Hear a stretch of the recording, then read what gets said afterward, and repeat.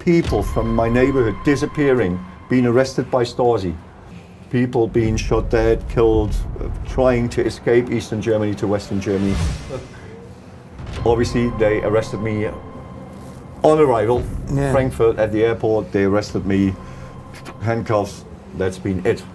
3 attacks. One when they blew up my car, the car. Then once I've been poisoned as well. Police didn't want to give it to me, but we bought ourselves step-proof and bulletproof. Best. Not vests, like normal sweatshirts. Oh, okay. Sweatshirts. If I look back now, I would actually rebuild the wall to protect Eastern Germany from influence of the West. Information covered up, censorship, corruption. The mainstream media have proven itself to be untrustworthy. I'm here to give a platform for debate, for truth, for open discussion. I'm introducing you to my podcast, Silenced with Tommy Robinson. Who exactly is Tommy Robinson, or Stephen Yaxley-Lennon? With the English Defence League, the EDL. The problem is with Islamic The English far-right Islamophobic activists. Since then, there's been organised protests across the country in London, Manchester, Leeds. People in their thousands are marching for Robinson's release. There is no such thing in this country as a Muslim. Free Tommy Robinson!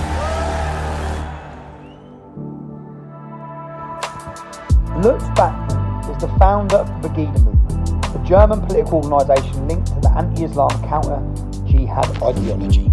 In 1998, after Lutz had fled to South Africa, he was later deported back to Germany.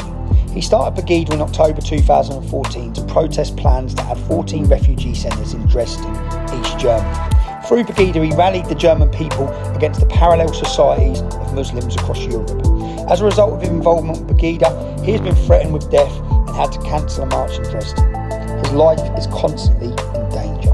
Lutz has been sentenced to several years in prison, forced to flee his country, and attempted to enter the United Kingdom in mid-March 2018, but was blocked and deported. The hurdles in life are somewhat parallel to mine, and it's my pleasure to welcome him onto my podcast. Welcome to my latest edition of Silence, my podcast, where I'm joined with a friend today and an activist, one of the lead activists in Europe. He comes from Germany. His name's Lutz Bachmann. Lutz. Hi there, mate. It's a pleasure to be sat here with you. Pleasure as well. I'll just give an explanation of when I first heard Lutz's name. I think it was 2015. A new movement had started called Pegida in Germany, and the world was talking about them. Tens of thousands out on the streets. And I've seen so many people come and go in activism. When I've heard of Lutz, I went on Wikipedia. Sorry, Lutz, yeah. I went on Wikipedia and I saw professional footballer in jail, on the run, went to South Africa, pimp. I saw so much where I just looked and I read it and I thought, I don't think he's going to run. Yeah, I think he's going to stay the fight. And all these years later, here we are. We've become friends. Lutz, I know you've lived. Can I describe it as a colourful life? Eventful. Let's put it that way. Eventful life. First of all, thank you for inviting me to your show. I really love it. I've seen all the parts before, and I'm looking forward to see my one. It's going to be interesting for me as well. So yeah. I think it's always good to get behind the headlines. Yeah, you're described similar to how I'm described, and I know you're not that guy. I know you're not that guy. So I thought we'd sit down and I want to hear about your life. Where you've come from, what made you the person that started a movement? What's made you stand your ground? And yeah. It's a long story. How long is the? We've got as long as you want, mate. Yeah, I know there's a lot of colourful things. Yeah, as I mentioned before, I really don't like to talk about myself because I think it's about time to talk things and changes in the world which we need to push forward, as you do in England. Yeah. You've been one of my, can I say idols, or does this sound a bit strange? No, you've really been in fighting one of our biggest enemies, which is for me, is the Islamization, as our Pegida is called as well. Pegida means, to explain to the people, patriotic Europeans against Islamization of the West. Of the, as we call it, the evening land. There's a morning land, and we were thinking about this name in the beginning. These evening land, you can actually say the West, because the former evening land, what's called evening land, is actually just about Europe. And Pegida has now like branches, if you want to call it branches, in Australia as well. We have in Canada, Pegida Canada, we have the United States and so on. So we made a whole world movement against Islamization. And this is basically our main point in the beginning. Okay, can we rewind, Lutz, to where you're born? Oh yeah, in Eastern Germany. Let's start with the bottom. I want to start at the start of your life and understand. To explain to the people, you've been inviting me. I've seen other parts of it, but to be honest, I like fast forwarded some parts to the parts I wanted to know about the political things, what they do. So, and as I mentioned, I don't really like to talk about me. But I've been born in Dresden, Eastern Germany, before the wall broke down. Yep. So basically, I'm as they called me in South Africa later on, then a Russian war refugee character. That's what they called me there. Russian war refugee character. Yeah, that's what they called me there, because I grew up in Eastern Germany before the war broke down, so I had to learn Russian. I understand still Russian. I don't speak it that proper anymore, but I still understand it.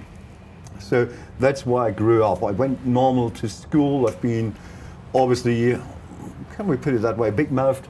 You've been a big mouth. A big mouth, yeah. Yeah, it is, to be honest. Okay, yeah. We talk honest here, don't we? Yeah, yeah, of course. So, the best way. A big mouth, so I had, every day we had in Eastern Germany, there used to be this little, thing every school child has, I don't know how you... Report? Yeah, a little report. School reporting. So there was school reporting, and that was every day, like, read in it. Lutz was talking too much, Lutz was being too loud, Lutz was that, Lutz did that, and blah, blah, blah, because I never could shut up in my whole life. I have a similar problem. If something goes wrong, yeah. if I fear something goes wrong, then I always stood up and was helping the guys who were like beaten up by other kids and stuff like that. So I never could shut up. I was always a very, you can cut that, huh? No, yeah. Yeah.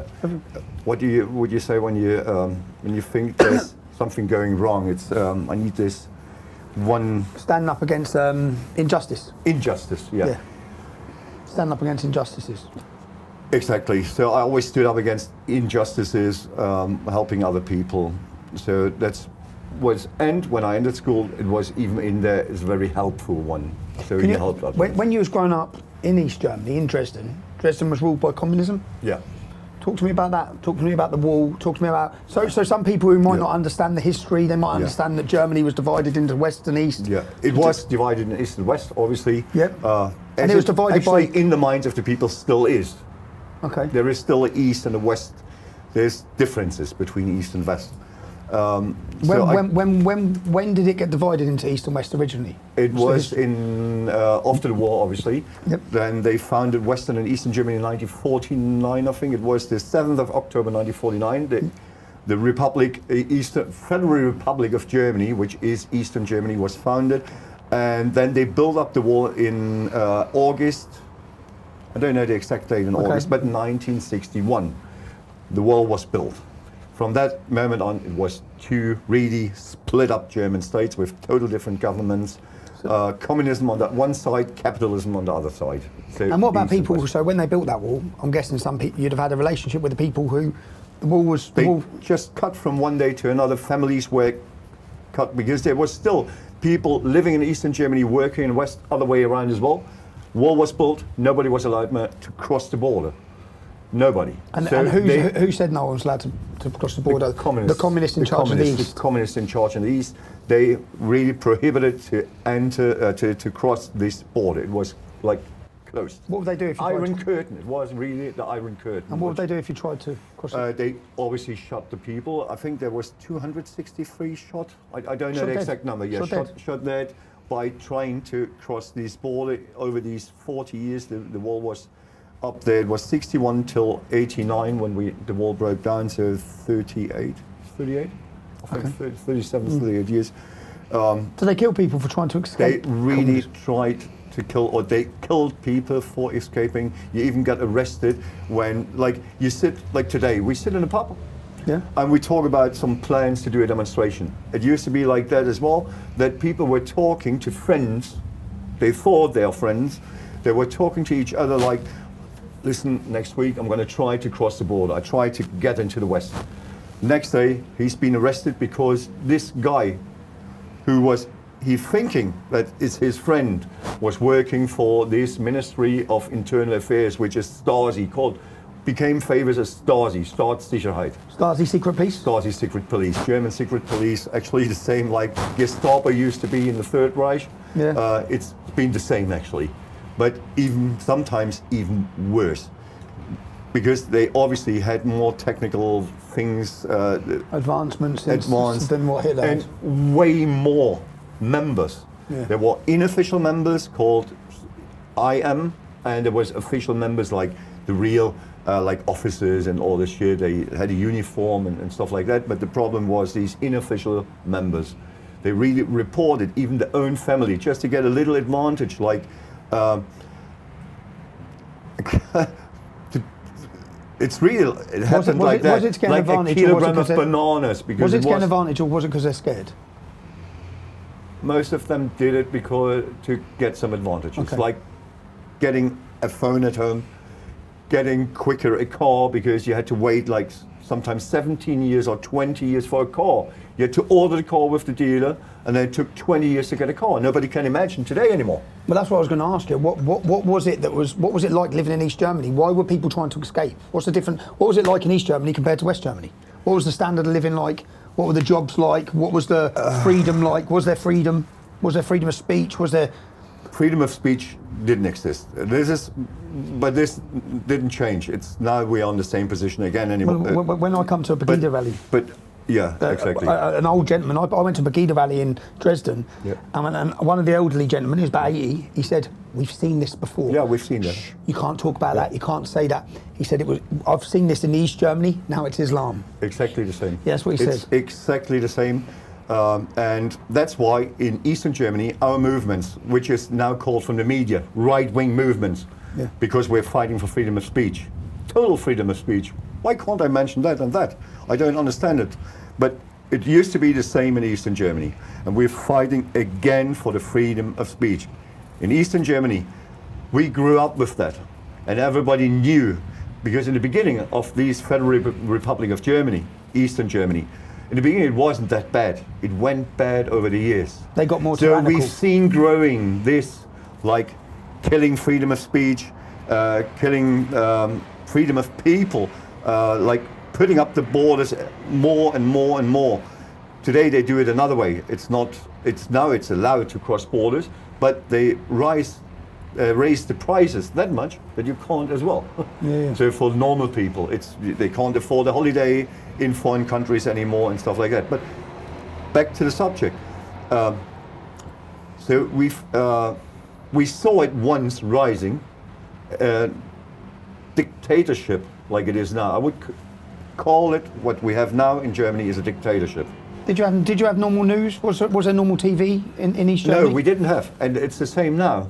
The mainstream media is controlled by parties, by politicians, by big companies, and we used to have the same in Eastern Germany. So we saw all this rising similarities. once. That's why in Eastern Germany, people are very sensitive when it comes to dictatorship. And freedom. And if the freedom gets cut it off piece by piece. So So and this is people- the same happening again. The elderly people in East Obviously, Germany always. have seen this before. They What have we're seen- saying is where I we're would going say now. from the date of birth, like the year of birth, from the 70s. The older ones, like 60s, 50s born, 40s born, they've seen that. 80s, like my wife, born in 83, she was a child when all this happened, so she didn't really. She's raised obviously in Eastern Germany, but she doesn't really know what Eastern Germany means. Okay. Because when the wall broke down, she was like 8 years. Okay. So. Tell me about when. And it was a nice. The childhood for child. It was nice. There was everything there. It was nice. You could play on the streets. It's not possible today anymore because of rapists and all these. What's now? It was safer. It was safer to live for the kids. It was definitely safer. I think that's everywhere. Yeah. So tell me. So how old was you when the wall came down? I was 16. You were 16. Oh, yeah, I was 16. It was in '89. I was 16, and at this moment, I started with about I've been raised as a Christian, as a Protestant. Like my boss, as you would call it, was the Queen of England, because she's the Pope for the Catholics. She's for the President. That's all the time you mock the Queen with me, Bob. It is. So basically, she was the boss of my church. Okay. Queen, your Queen, your former Queen. So I've been raised as a Protestant, and in the age of maybe 13, 14, I started to come engaged in these. We call it the young Christians, young Christians, where people been meeting, talk about it. It started with talking about the Bible, talking about Christianity things, and was that stuff legal? like that. Was that legal? It was legal. That was legal. Okay. Absolutely no problem. We call it in German. It's called die junge Gemeinde. Okay. So that was the German name of it. But very quick. We're talking about 1987 when I turned 14. Very quick. The church became like a safe harbor for people that not agreed with the government. Put it that way. So the church gave them an anti-communist movement. Anti-communist movement was within the church being built up. So and 87, I became the not leader. You can't say the leader, but like the speaker of these junge Gemeinde, of these young Christians of my hometown Coswig, which is very close to Dresden. There I grew up. I'm born in Dresden, but then I grew up there in Coswig. And I became the speaker of it. And then it started, people started to moan more and more and more about these dictatorship of the communists. And then the first demonstration started in Dresden in 1989. It started in Leipzig, Dresden. It started in Dresden? Dresden as well. Oh wow! We always couldn't shut our mouth. The home of resistance, Yeah, it is the home of resistance in Saxony. In Saxony. This part of Germany is called Saxony. And there's Leipzig, Chemnitz, Dresden, and we never could shut up. We always opened our mouth. And what was the first demonstration? The first demonstration, I think it was six or 8 weeks before the wall broke down. Before the wall was teared down. Is that how quickly it started? Is that how quickly it came down? Was quick. Okay, go on. Quick. Because people were like they didn't believe in the future anymore. They said it has something to change. They were not scared anymore to lose their jobs, to be jailed or anything. They didn't care about it anymore. They just wanted a change in the system. So me as a speaker of this Christian movement in Coswig, I was actually asking all the other members, let's go to the big demonstration, to a huge demonstration in Dresden. Let's go there. That's where I got arrested then from the Stasi. Yeah. Because they've been watching me, obviously, because I grew up. To bring it, I have to rewind a bit. Yeah. I grew up in a butchery dynasty. What's that mean? A butchery. As a butcher? In a butchery dynasty. Okay. So, and all these like private companies, private-owned companies in Eastern Germany, they were all being watched by the Stasi, by the secret police, by the intelligence, and so on. Because they all had connections to Western Germany, they had all a bit money, so they've been watched. So obviously I was already for them on the screen. So they've been watching me since I turned 14. So obviously it was, I think on the second demonstration, it's been around, I would say, beginning of September 89. I've been arrested there and disappeared for 2 days. What's that mean, disappeared for 2 days? What do you mean? That's what they told me. I disappeared. They brought me into this Stasi jail. Yeah. But not really Stasi. How old were you at this time? 16. 16 years old. 16 so you still were kids. Years old. A kid. But a kid who couldn't shut his mouth. we always end up with the same problem. I couldn't shut up my mouth. Yeah. I couldn't. Because I said there's something going wrong. And I saw people from my neighborhood disappearing, being arrested by Stasi. I saw people, or I heard, because we had quite good connections, that's what I mentioned about these private companies to Western Germany. So we had Western German newspapers and stuff like that, and we read about shootings on the wall, people being shot dead, killed, trying to escape Eastern Germany to Western Germany.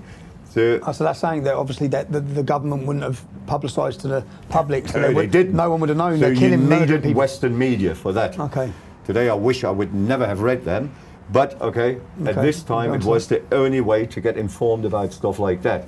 So I was very skeptical about things that happened. That's why I started the first movement, which was from Coswig going to Dresden, then joining the big demonstrations, and that's why they arrested me. After 2 days they released me. What did they do when you were arrested for 2 days? What did they do?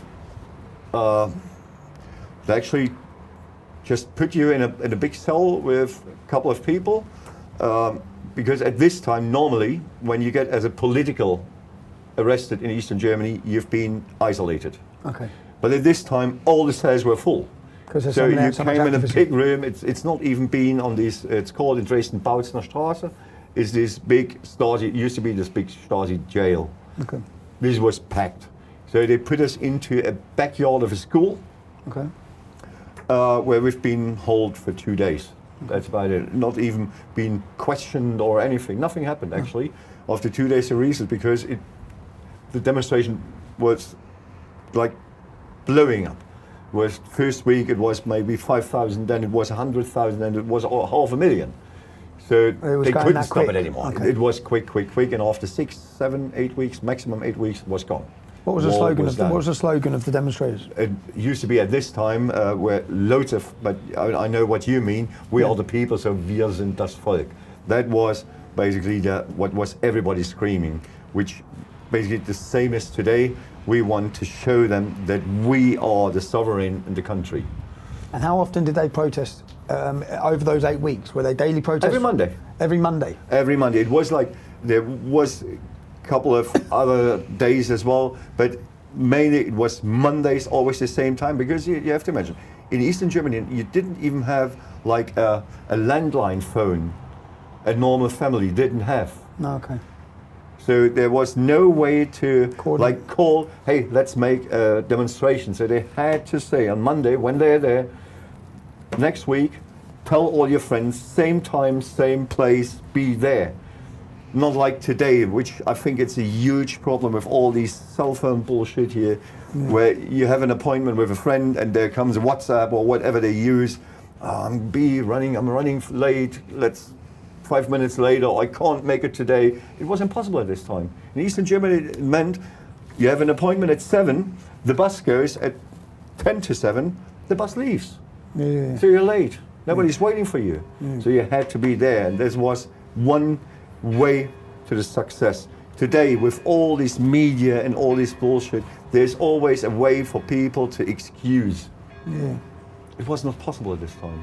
And there was no way to excuse. And were the protests violent? They call it still the unbloody revolution. But everybody who's really been into it, who's been arrested, will tell you it was not unbloody.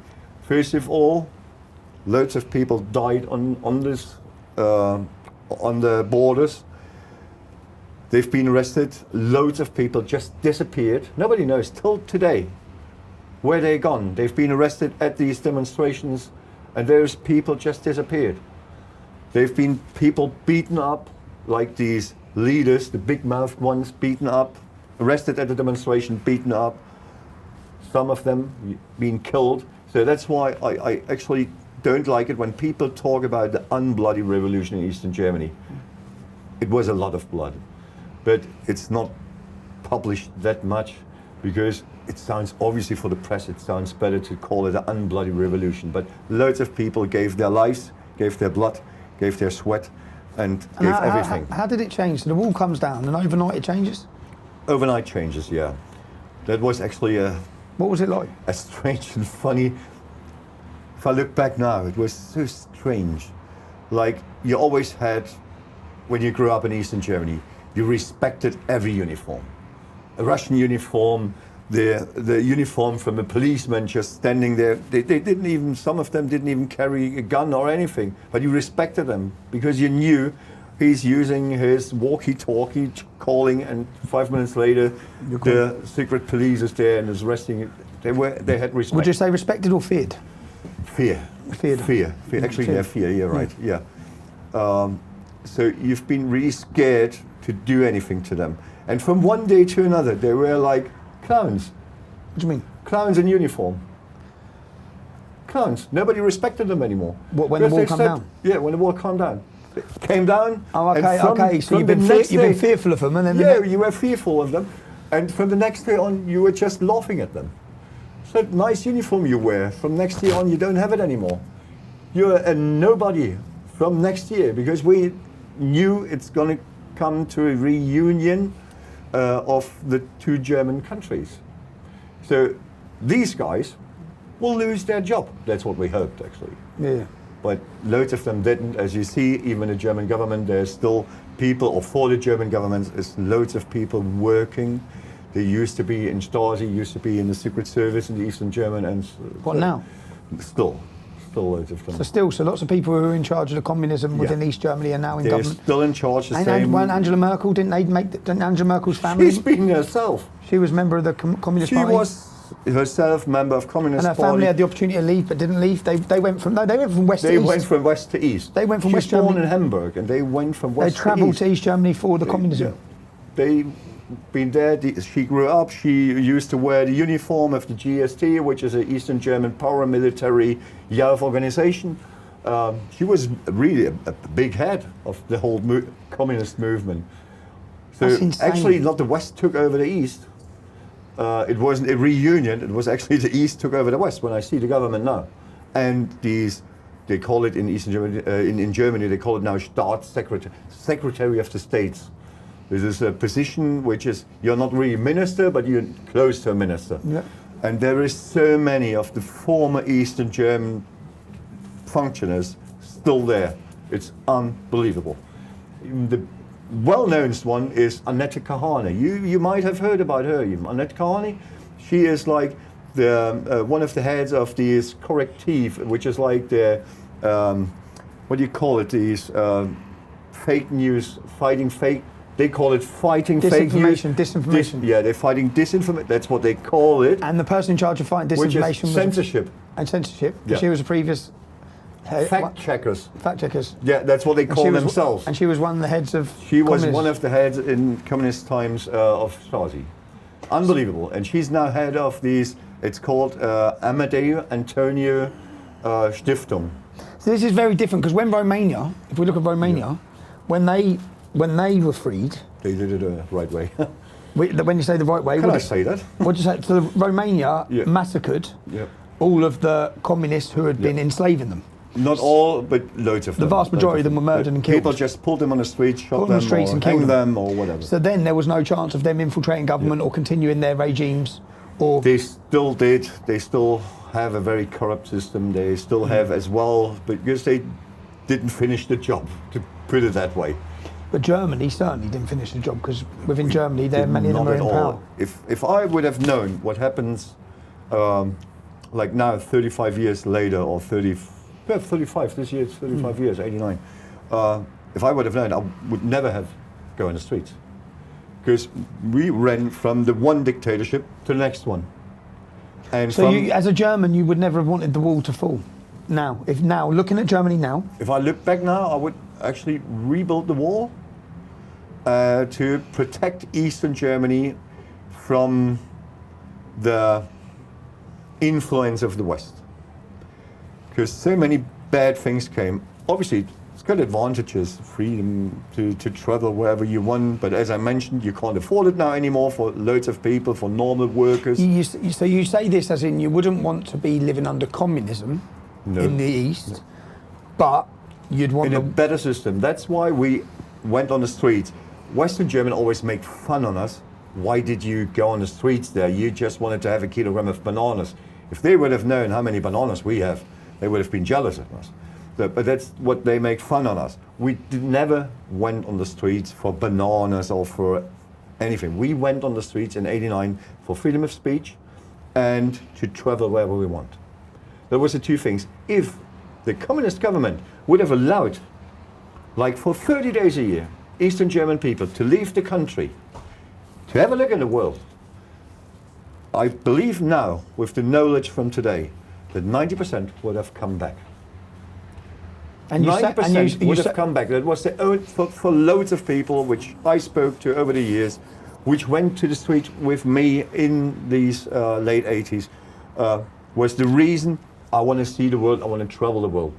But I have a nice life here, why should I give up that life just to start over somewhere else? We're not talking about 18 years old, okay, they have maybe better chance in the West, but we're talking about the mid of society, which is like between 30 and 50 years old, have a nice job, have a house. Loads of people had a house in Eastern Germany or a nice flat, had a car then, and they build up something.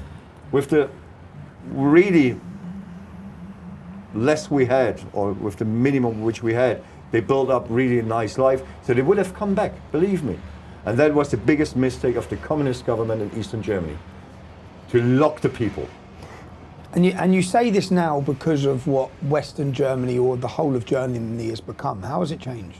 From when the wall come down and you saw the west of Germany, you saw capitalism, you saw this success, freedom, movement. What did you then experience? Yeah, the experience is actually. And how's it changed? It's difficult. The 90s obviously was a great time. The 90s. It was really a great time. There were loads of chances. You had so many.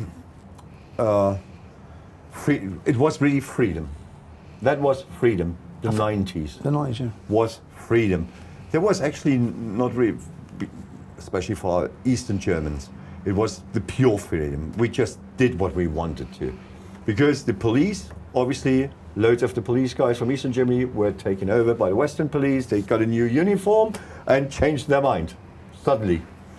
But they didn't really knew the law. So it was like, there was no law on the streets. No. If you were driving drunk and they stopped you, they said, okay. Well, I don't know the law now. In Eastern Germany. So I don't really know what to do now. Just get home, or stuff like that. Was there sympathy given? Was there scared? Was there sympathy given to the East and the Germans in the East? Yeah, it was a bit more freedom than in Western Germany. And these police guys, they were like still scared because they just had a new uniform. So basically, they were happy not to be arrested because they've been supporting the old government. Okay. So that's why they were really like, "Ooh, should I report this guy now? Should I open a case against him?" So they were sort of not because knowing how to... when I have to be the witness in court, he might mention that I used to work for the Eastern German government, I used to be in the Stasi or whatever. So they were like really, they were the other way around, scared of the people. We used to be scared of them, now they had fear of the people.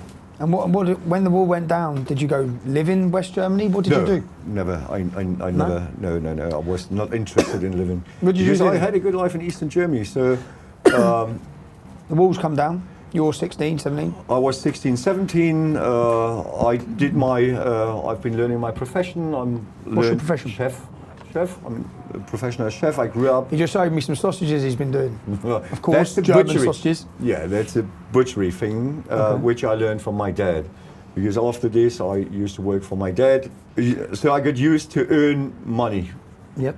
Which was for a young guy like me, 16, 17, 18, was lovely. Wall down, world open, money in the pocket. What do you want more?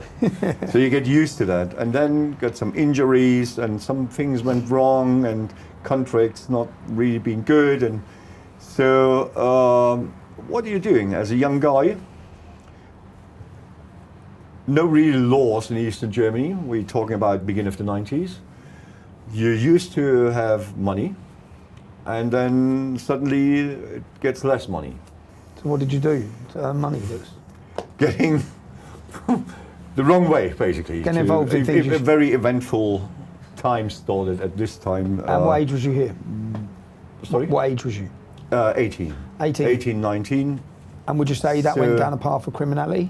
Yeah. Yeah. It is, then these whole things started with like small things like little writing a check and which was not covered, stuff like that. Fraud of checks. Yeah. So, which was only and if we just cover this openly, because obviously that's when you're 18, however old you are now, this is a world apart, yeah? It is. Lots of people, my life when I was younger. 30 years ago. Yeah, 30 More years than ago. 30 years ago. Yeah, 30 years ago. So just to understand, so you went down a path in life, you was accustomed to money. I had the choice. Yep. At this time I had the choice. I've been used to really earning good money, And the money was getting less, so I had the choice. Go to my dad in the butchery company, which would have been the right decision, but I was greedy. To be honest, I was greedy. I wanted more. Yep. I would have earned for this time really good money in this butcher. Obviously, my dad, the boss, the owner, and I would have become junior boss. So, but I wanted more. So I took the wrong exit. Yes, it was the wrong exit. With the knowledge from today, it was the wrong exit. But it made me the person I am today. Yeah, I was going to say, because a lot of the experience you're going to experience in that life, if we can go through that life, would make you accustomed to facing confrontation. Without these times, I would never have had the idea. I would never have had this idea to fight the government, to become like enemy of the states, which I was in Germany, or still am one of the biggest enemies of the state. Never the idea would never have come up. If everything would have gone straight, that's what I always tell the people. Yes, you have to take the good with the bad. I say this to people, you have to take the good with the bad. He was a football hooligan, yeah, well that's why I stood up. So I took the wrong exit and ended up basically in the criminal career, like there was from red light district, from being pimp, as you call it, I think. Yeah, you was a pimp, Lutz. Had a couple of girls, because I was not that bad looking and was easy, like in the 90s, we're talking about 90s, it was easy, like girls from Hungary, Czech, to promise them things, bring them to Germany. Like, how do you feel now? I don't want to explain now the business to you. How do you feel now about that? It was wrong, definitely. But it made me the person I am. So I've been through so much shit, and I'm still thankful that I was able to go through this shit. And as I always say, it's not a problem if you fall down. The problem is if you not get up again. So I always got up again. Sometimes I did, thanks in order to put it that way, sometimes a bit too much. Yeah, yeah. But I chew it and I spit it out. Okay. So you went through. So you was working in the red light district, which is now legal in Germany anyway. It's massive. At this time, it was illegal. Okay. Today, everything I did in the red light stuff would be legal. Now. Would have been legal. You just have to put it another way. You have to call it a different So people way. understand, if you had girls working for you, were you ever abusive towards the girls? Were the girls in a bad situation? No, we're not. They were all on free will. We never beat them. Drugs were not allowed. It's totally different than it's. Just so people understand, It's people are like going to in think. People are Western going to Germany. think. Yeah, yeah. It's totally different way. They get sometimes beaten because it's even controlled now by Arabic gangs as well. Arabic gangs, yeah. But we've been like new. It just opened up the whole business in Eastern Germany. It didn't really exist before the war broke down. Okay. So that's why. Actually, we could have earned more money if we would have done it that way, but we didn't know better. Yeah, yeah. So it was that way. So it was a very short story. And what Very happened? short time. Okay. Then it came up the criminal career because some of the customers obviously didn't pay. They were like the fraud checks and stuff like that. We had the same in the whorehouse. Do you call it whorehouse? Whorehouse, I think yeah. stuff like that. Brothels. So we had Whorehouse. to obviously to get the money from them, which brought me to the next career. They call it, I think you call it in England, burglary, Yeah. which wasn't actually burglary. We went to like the customers and took the payment. Okay. That's it. And sometimes they were not Okay, home. so Sometimes they were not home. So I see them say burglary It was my charge fault. on Wikipedia, but you've gone round Yeah. someone's house who's Yeah. defrauded the. Exactly. Sometimes they were not there. So, but you don't wait then. Okay. Imagine that. It was like, so that was actually this career as well. Yeah, I'm not proud of that part. No. How Actually, old was you at really this not. time? 19, 20. You're doing a lot for a 19-year-old, bro. Yeah, I've been very busy at this times. What happens from there? It was parallel, even daytime, I did my normal job, Which was? which was in the butchery of my dad. Are you still? So you done Yeah, you yeah. did take that path as well. I did And that done part this as at night. well, but it was not enough. So Okay. I did the other part as well. It's been to the same time. Okay. Funny thing. And how does that? My dad didn't even No. think about it. Did They your dad know? nothing, no. He was shocked when I got arrested first. He was really shocked. He didn't know anything about it. He Okay. believed every evening I go to bed at 8, stand up at 8 in the morning, or at 6 in the morning, being working. Really, you're running brothels and Was sometimes it was enforcing money. hard to hide it. Really hard, because obviously some guys showed up with big cars, like really massive guys. were Hell's Angels anything back then? Yeah, we had always contacts with them, obviously, till today, and why shouldn't I say that? No, say it, I think it's a normal motorcycle club. Not all of them are criminals. That's what the media always wants to believe to people, that they're all criminals. Because they were influential. They were influential in Germany, right? Obviously, they did. Yeah, they did. They were the first I've been in contact with from this scene. There's loads of motorcycle clubs, obviously, but it's the first ones. And I always loved the old movies about them, and so. But I never wanted to be real member of them. That's not my way of life. That's not my way of life. So, how does that end? You're in a life of crime. What happened? Did you end up in prison? It ended actually, yeah. They arrested me and they put me in custody. Yeah. Is it custody? Prison. Yeah, custody. Yeah. Until you get sentenced, you're in custody. Yeah, you remand. Put me in custody, and after 6 months, because in Germany the law says after 6 months your court date has to be. Okay. And they can renew this warrant of arrest for another half a year. But after half a year, they made an appointment. Okay, we went to court. I got sentenced for, I think it was 3 years and 6 months. Okay. For all the shit together. It's like you get for this case that, for this case that, and then they make a sum of it and take a bit down, give you a bit discount. Okay. So it was 3.5 end of the day. But at this moment, they did a huge mistake. They put me out on bail. Okay. Which I used to travel to South Africa.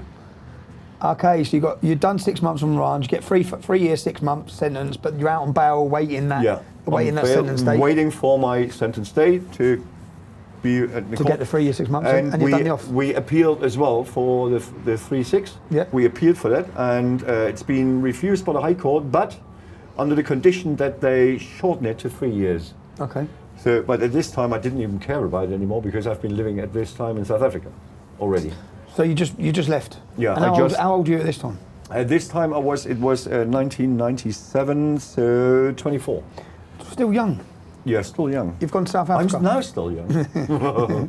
So I went there and actually got a bit of money obviously with me, which didn't last that long. But if you, as I was used to, a bit like Criminal. If you was a criminal, basically. you need some more money. Yeah. So, but then I met really nice guys there. And so we been thinking, what can we do? English guys, No, German guys. Germans, Okay. Germans as well. On the run as well, which was actually funny. 2 of them were on the run as well from German law officials. So, and one of them introduced me to a guy called Frank. I will never forget him. Really nice guy, Western German actually, and he just opened up a nightclub in Cape Town. And I was interested in that. So I went to him, they introduced me, and I said, listen, I'm from Eastern Germany. And that was actually the first guy who called me Russian war refugee character. Really funny guy. And he said, listen, I'm searching for my club here. I just opened it. I'm searching for my club general manager. At this time, I have to explain, at this time I spoke good Russian, but English like from school, because I never needed it before. English like from school. And I said, okay, general manager, it's not going to be that easy because I don't speak English that well. It was like a short in conversation, Cape like, Town, hello, goodbye, this and stuff like that. And he said, okay. My old manager Liam, a guy from Liverpool, he's going to leave in 4 weeks. You have 4 weeks time. Scousers get everywhere, don't they? Yeah, they do. They get everywhere. But nobody liked him there. Might be related to the football team. Doesn't matter. So you've got 4 weeks with Liam. You're going to live together. You're going to spend the whole day together. and he's going to teach you everything in the club, and he's going to teach you English. I said, In 4 weeks? In 4 weeks. Okay. I said, this is not going to happen, because I'm not going to live with a guy from Liverpool. And yeah, funny. He was a funny guy, but I don't know. Good. I'm not into the Liverpool thing. He hates the Scousers. Don't hate. Not that hard words. You'd be surprised, they're the best and friendliest people, man. Yeah, they are. Some of them. And they're all at it. But they're walking on my nerves with a football team. Okay. So, Go on. okay, I said, this is not going to happen. I promise you, 4 weeks, I'm in English. He's going to teach me all the stuff, which is around doing stock takes, talking to the staff, which were all black guys. Okay, so within 4 weeks, I was almost fluent in English. Yeah? Yeah. Wow. Doing 2 things. Go on. Every day being in the club, obviously, and watching old movies, which I knew, like from the first second to the last second. German, English, always, like Terminator.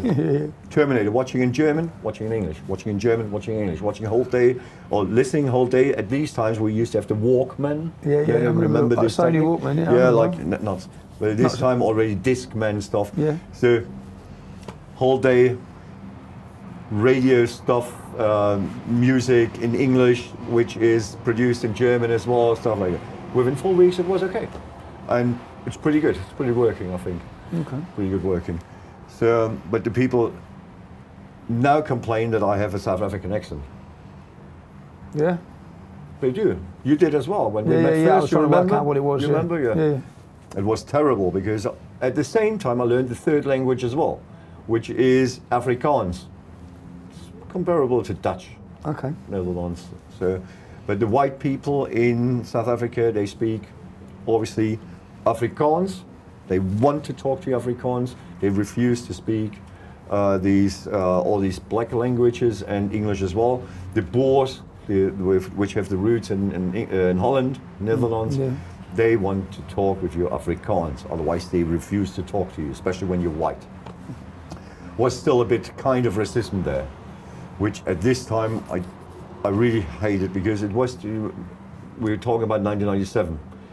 These racism was just gone there. What was it called there? Apartheid. Apartheid, yeah. Apartheid was just gone. We're talking about Mandela and de Klerk together presidents getting the Nobel Prize of Peace and stuff like that at these times when whole South Africa, Cape Town changed. When I arrived there, it was already gone, apartheid, officially, but still there were like police cars driving around with cage in the back, collecting all the black people, throwing them back in the back, bringing them to the out of town to the townships like Kailicha and what they are called. So, and I thought, what are they doing? They're collecting people from the streets and throwing them in the cage. I said, what the fuck is going on here? Which brought us to the next step with this guy Frank. He used to be called Charlie Parker's, the discotheque there. Was called Charlie Parker's? Charlie Parker's. Charlie Parker's. Charlie Parker's.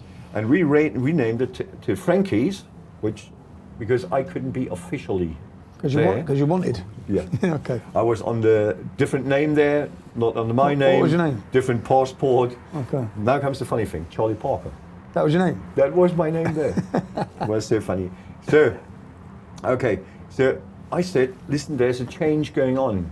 Now imagine, I'm new in town.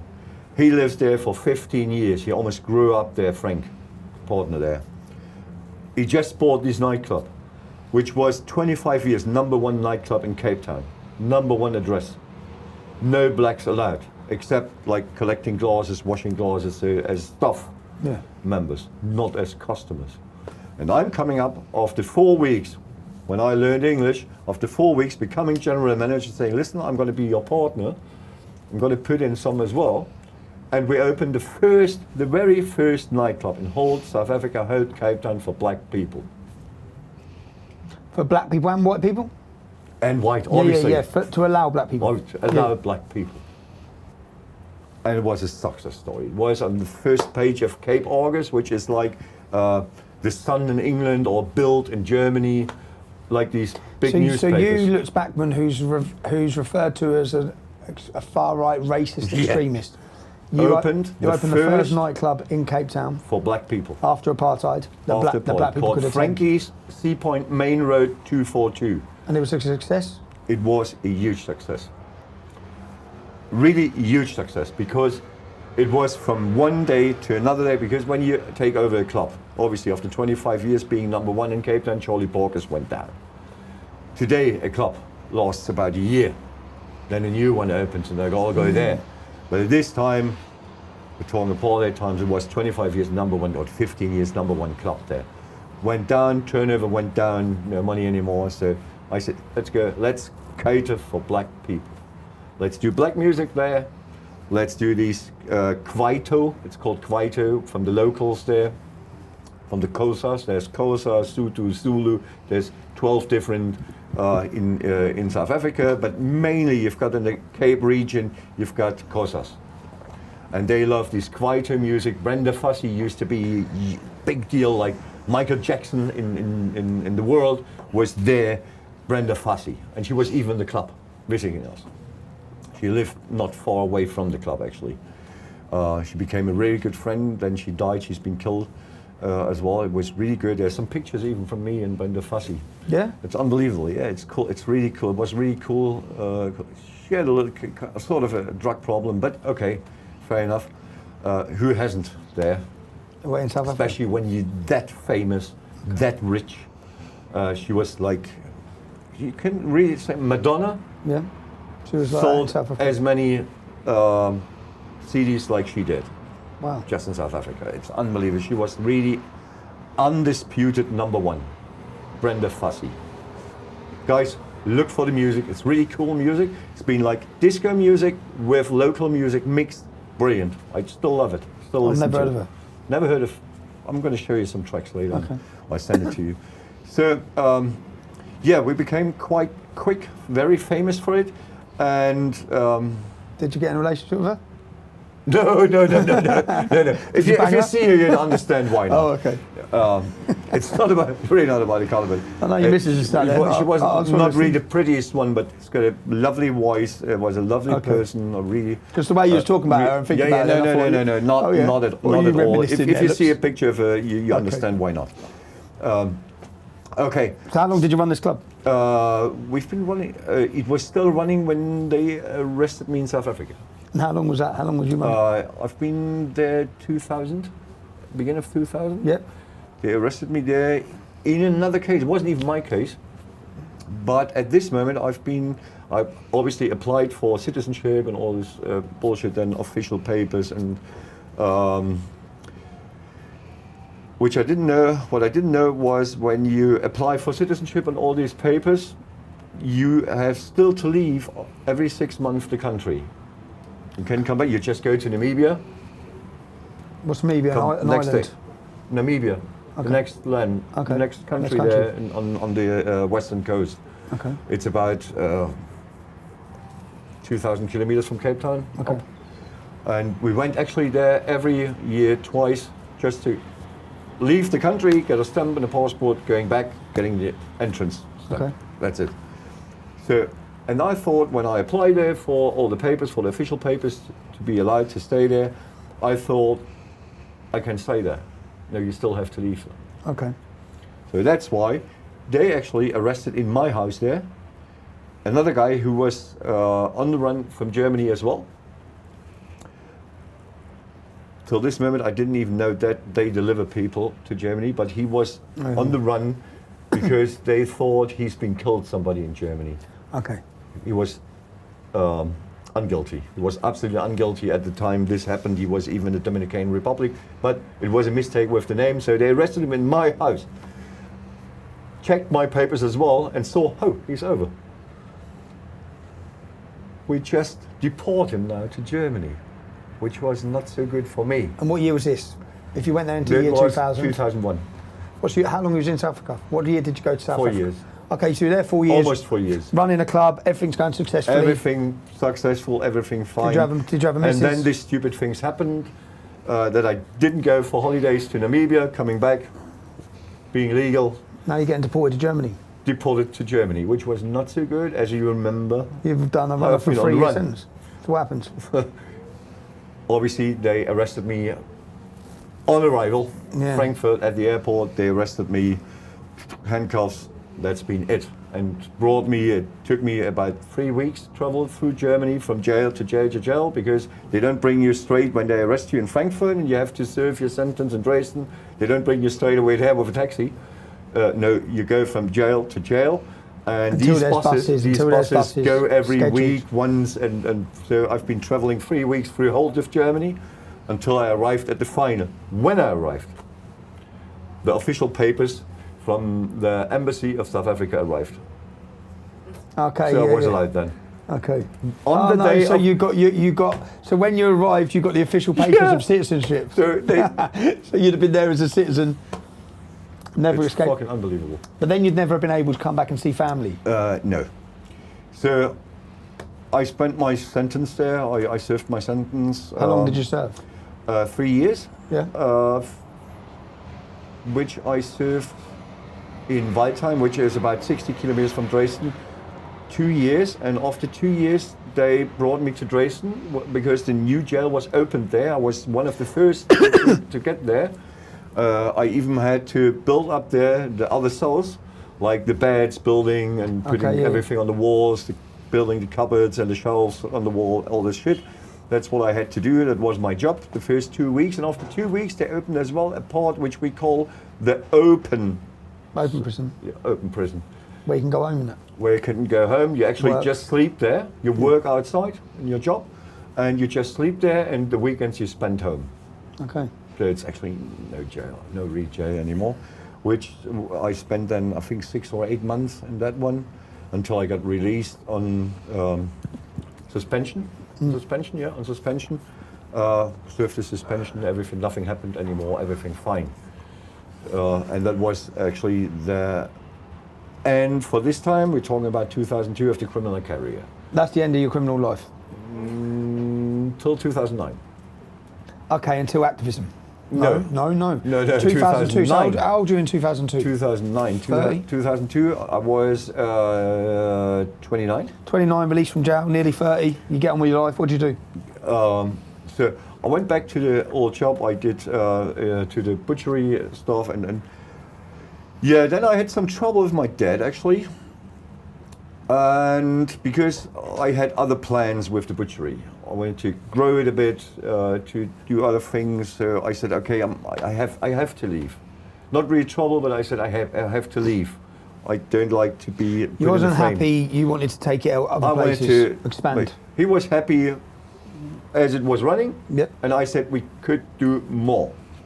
Okay. And he said, no, we leave it as it is. And I said, okay, then it's just no, I just leave, which was my second big mistake.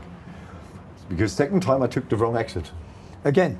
Yeah, go on. What exit did you take, Lutz? I did take the exit that I ended up again in the red light, but this time as general manager of some whorehouses in Leipzig, about 100 kilometers from Germany, 60 miles, 70 miles from Dresden. Okay. For the Hells Angels. That was my next contact to the Hells Angels. They were owned by Hells Angels, and they knew I'm a good general manager because I've been running before this. I've been running in South Africa, a discotheque. So this guy can't be stupid. Okay, give him a chance. And I had a good name because I've been not talking to the police when I got arrested, not giving any information about partners and stuff like that. So I was shut my mouth. Yep. That's why I'm still alive, and that's why they offered me the job. And I said, oh, okay, that sounds like good money. I'm going to do that.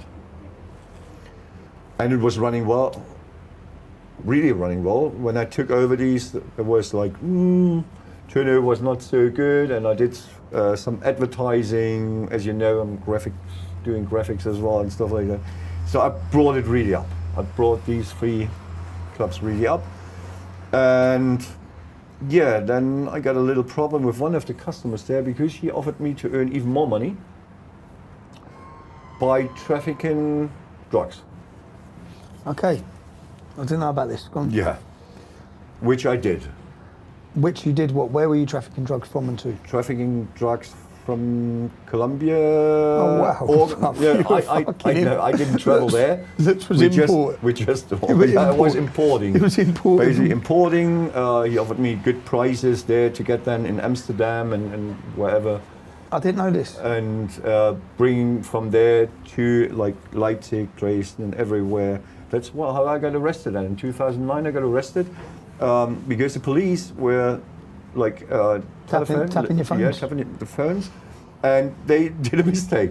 They thought on the phone we're talking about 3 kilograms of cocaine on this day. I trafficked it before. Yeah, I did.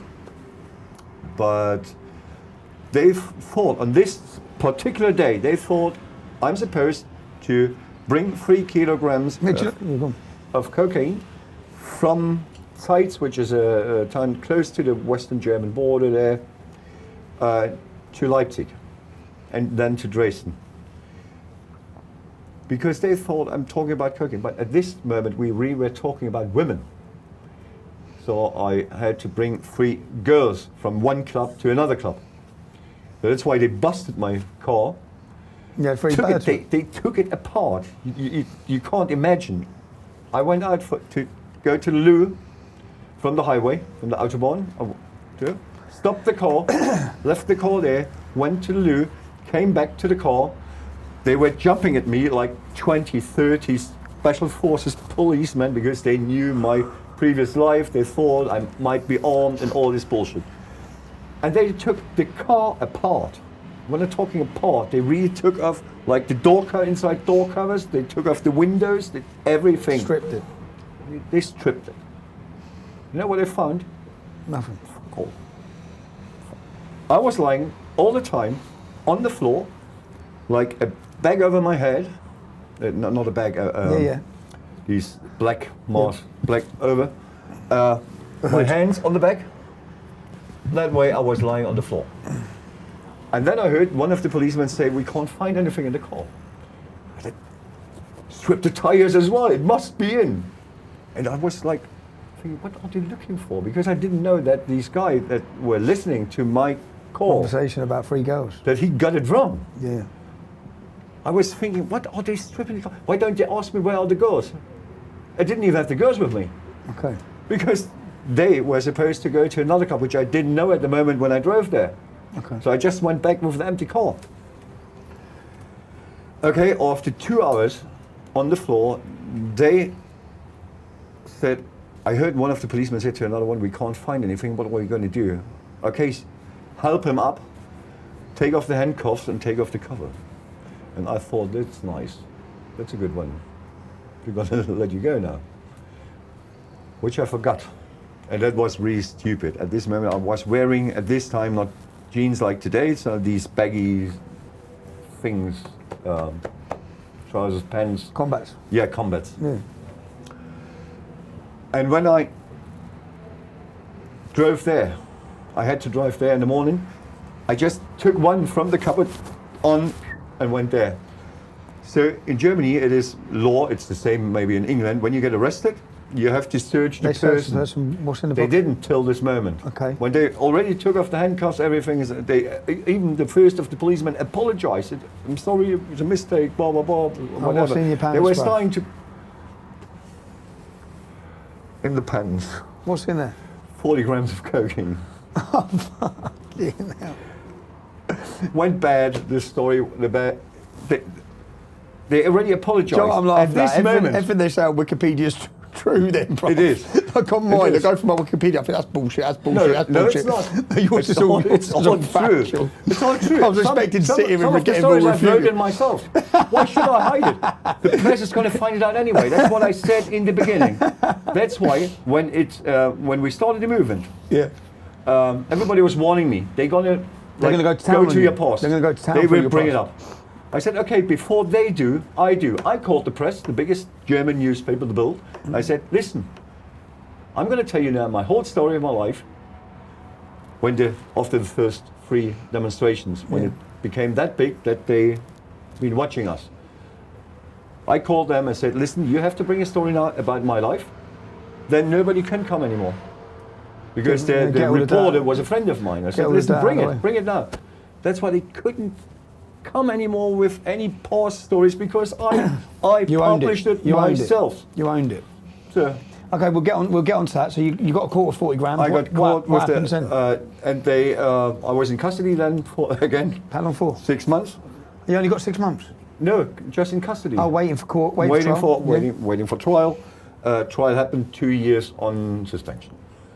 On suspension. That was Yeah. On, so do you go to jail or you don't go to jail?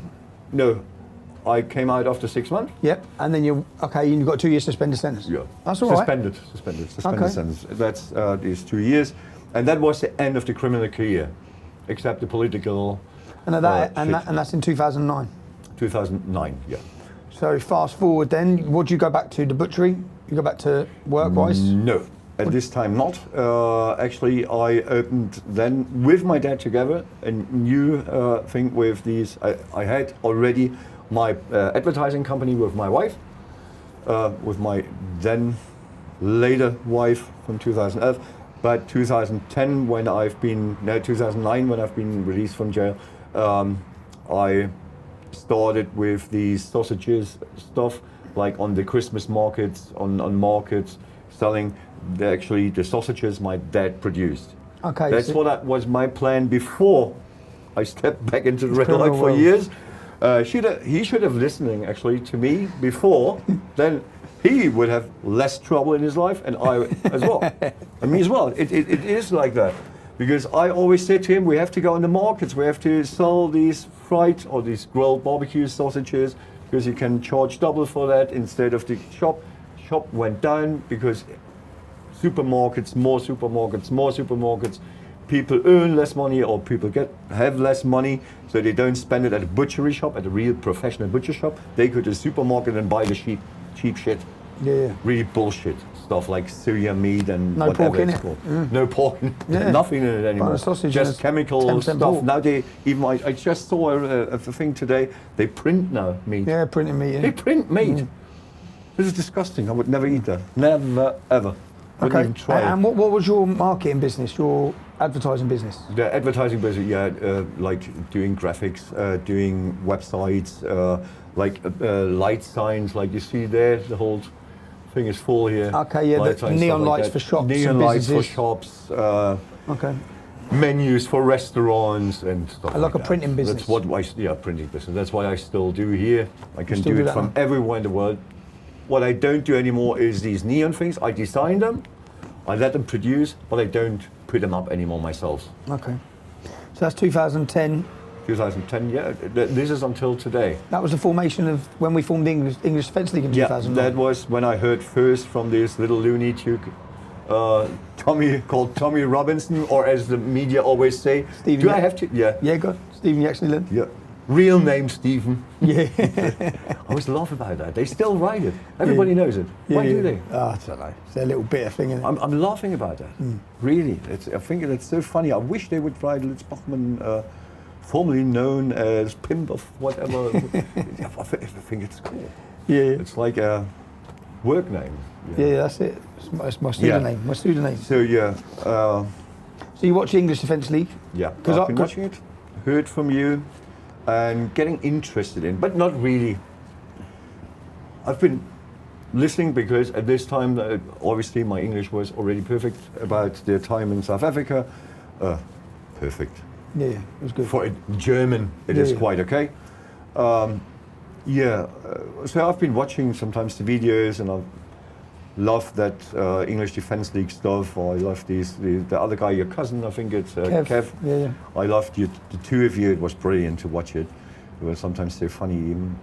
But I didn't get really deeper into it. That started 2014. Why? This is the start of your activism. This is the Political activism. start of my political activism, because I was, oh my God, my wife is watching it. 2014 I got married. Before that I suffered a bit of a heart problem. So my doctor said to me, you have to go for a cure for at least 6 months. You have to slow it down, because you're really forcing it too much in your life. So then I got married, And 3 months after the marriage, there happened a thing in Dresden, my hometown, where there was a demonstration of, it started as a demonstration of Salafists. Salafists, which is an extremist sect of Islam, like they take it literally, they're very radical. Yeah. So, Radical. which is the biggest Islam threat to, movement. they say It it's the is. biggest threat to Germany is Salafism. Yeah. Most terrorists are Salafists. Yeah. They were doing a demonstration in Dresden in the best area, like in the middle of town. And at the same time happened a demonstration of, how you call them? PKK. You know what PKK? PKK is the Kurdish. the Kurdish terrorist organisation. Muslims Communists, as well? communists as well. Yeah, communist Muslims. Communist jihadists. Yeah, it is. You can put it that way. And they clashed, no? And they clashed. Okay, was that in Dresden? I remember That this. was in Dresden. I didn't know that was in Dresden. 2 There was days before, it happened in Hamburg. Okay, I saw it in Hamburg. There was running street battles between the Salafists and the PKK. Yeah. And this was over Syria. Was it over Syria? That was over Syria. It was over the conflicts. The PKK have taken the Exactly. street, the pro-Kurdish groups. Now we're talking about two in Germany as terrorist organization marked things. They all prohibited. Salafists prohibited, and PKK as well as a terrorist organization. Supporting Hamas as well and all this shit. So, and they were clashing each other first in Hamburg, which we saw on TV, and we were saying, this is not going to happen in our hometown, not in Dresden. Just 2 days later, exactly the same happened there. Demonstration there, fighting each other. Which me pissed off about it was that on the one side was like the flags of the left of Germany and the Green Party, the left party and the Green Party. On the other side was like the SPD flags and stuff supporting them. So basically, Who were the left with? So the left wing were with... the left was with the PKK. Because they're communists. Because they're communists. Yeah. So the Greens as well, they're even worse communists. Okay. They're Maoists. Maoists. You know Maoists? Yeah, Mao. Yeah, Maoists. So, and at exactly that date, I had with my co-founder of Pegida, Tom, we had an appointment at the Greek place. You've been with us I've there. been to the Greek restaurant. We've heard Greek the story. restaurant, Yes, the legendary one. Yeah. So, and we had a couple of drinks actually, and a nice dinner, a couple of drinks, and then we saw the video from Dresden, what happened while we were sitting there. And we said after like, we're talking honest here, don't we? Yeah, We do. talk honest, totally After honest. about 2 or 3 bottles of ouzo, which is the Greek schnapps, Yep. really hard. We said, no, we can't leave it that way.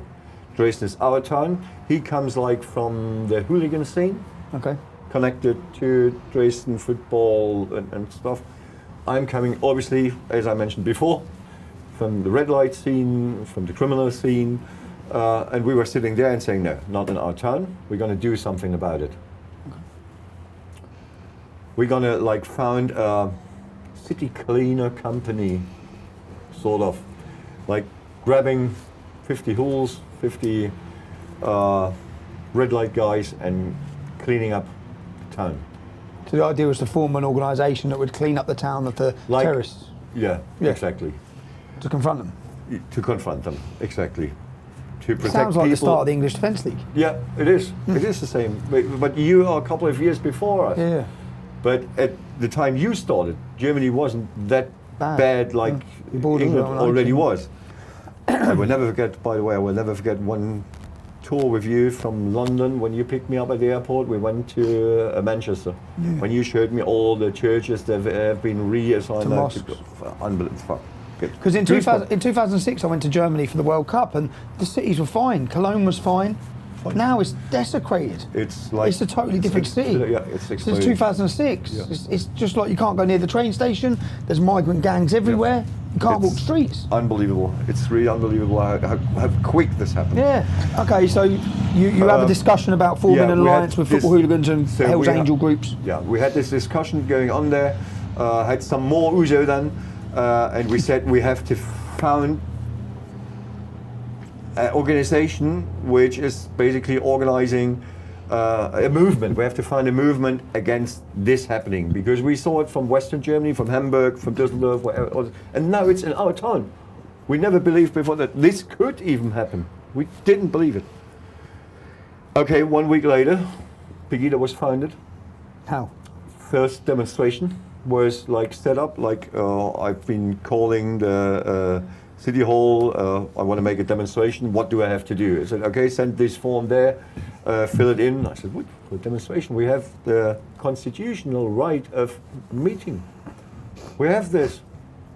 We can go where, no, but if you want to do it on that date, that time, on this place, which was right in front of the Frauenkirche of Women's Church there in Dresden, where you've been there to the place where the first demonstration happened. I've been showing you, yeah? Yeah, I've been showing. If you want to do it, not like, if you have the idea more than 2 hours before, you have to report it. Okay. If you make it like suddenly, just now here, call your friends, we make a demonstration here, you don't have to report it before. But if you plan it for more than a day, you have to report. So I reported that, okay, it was the first, and we expected 50 people.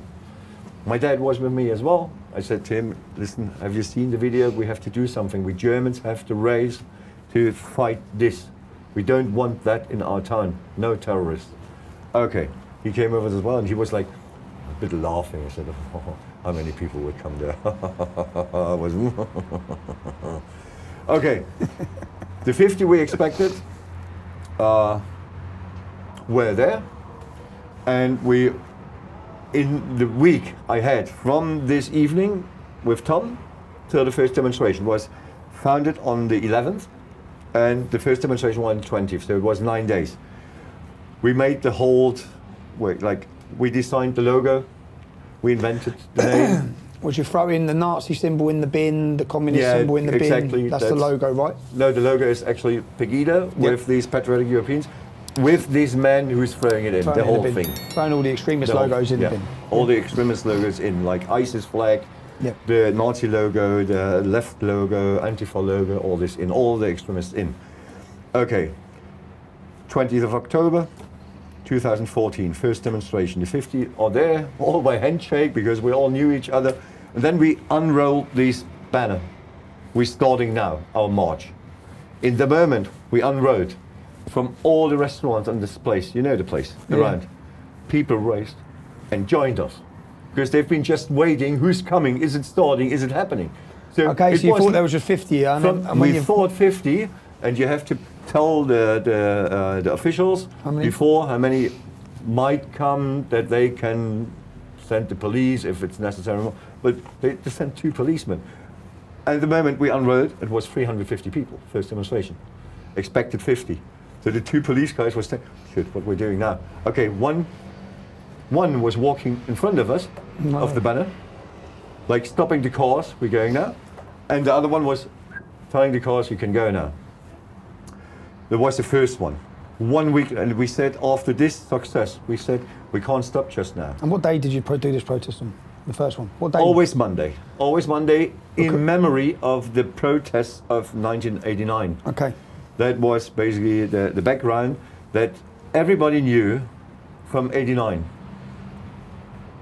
Monday, 6:30, it starts. So, and the same mouth-to-mouth propaganda was going around. It's the same happening like 1989. Wir sind das Volk. We are the people. We are the people. It's our town. Dresden zeigt, wie es geht. Dresden shows how it works, or how it can work, to push them out.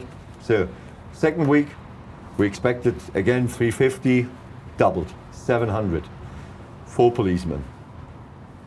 The week after, 1,500, third week. From that moment on, press was reporting about us. Still quite okay. They said there is a movement against terrorism, against jihadism and all this shit. So they were actually reporting quite well. But then we became too big. 4th week, 3,000. 5th week, 6,000. 7th week, 12,000. So it always doubled week by week. And from the moment we've been 6,000 on, the press swapped. Because the government realized there's something big coming up. Something real big. Against mass migration, because at this moment we're talking about it was beginning of 2015 when It was the start of when crisis- Angela Merkel yeah. opened your borders. Yeah. No, she actually, I think, opened it in September then, Okay. but it already started. Yeah. People were seeing changes. Seeing changes, exactly, especially in town with all these burkas and all this shit, so they were sick of it. And they realized there's something big coming, so we have to turn. And the press, from one day to another, they started. 1 week before, they wrote about, as I just mentioned, it's activism against terrorism above. 1 week later, they were just talking about anti-Muslim organization, racistic, Racist, far right. racist, far right. I didn't even know where it comes from, because I was still good connected into the old parties like CDU, FDP. I had friends there, colleagues and stuff, and they said, "I don't know what's happening. It comes from top. It's not from us." They were like, "No, it's not from us. We didn't say that." So they were already working behind the scenes. Because the general public that were taken to the streets were then all labelled as far-right extremists. Exactly. By the So media. they labelled us as that, which shocked the people even more, because they were walking around. We're talking about then 40,000 people, more than 40,000. And they were labelling all these people as far-right activists. When I'd just come out of jail, yeah, and I sent someone to assess. I was watching this develop, and I'd led the English Defence League, left the English Defence League, seen this presence growing on the street, and seen the media's slurs against them. So I sent a friend, because I couldn't travel, I was on licence, I couldn't leave the UK. So I sent my friend and said, "Go see what these guys are about, yeah? Go see if they're Nazis. Go see if they're racist, fascist." And he come back, he said, "Mate, it's ordinary people." He said, it's just the same as us. Totally ordinary people. I spoke to the leaders, I spoke to these people, normal, decent German people. So I thought, okay, and that's when I reached out to you. Yeah. I reached out and said, "Look, I'm looking at what's going on here." That was the first call. We met in Europe, where did we meet, Ed? We met in Holland. I think yes. Yeah, when we've been to You were doing for some- the first demonstration in Amsterdam, I Yeah, think. you were doing something, yeah, we met there. I think in Amsterdam. I travelled there with Ramo, do you remember? Yeah. Was illegal thing. Yeah, so they started labeling us, and from that moment it became very, you can actually call it painful for us. Explain that. The, Explain what was going on.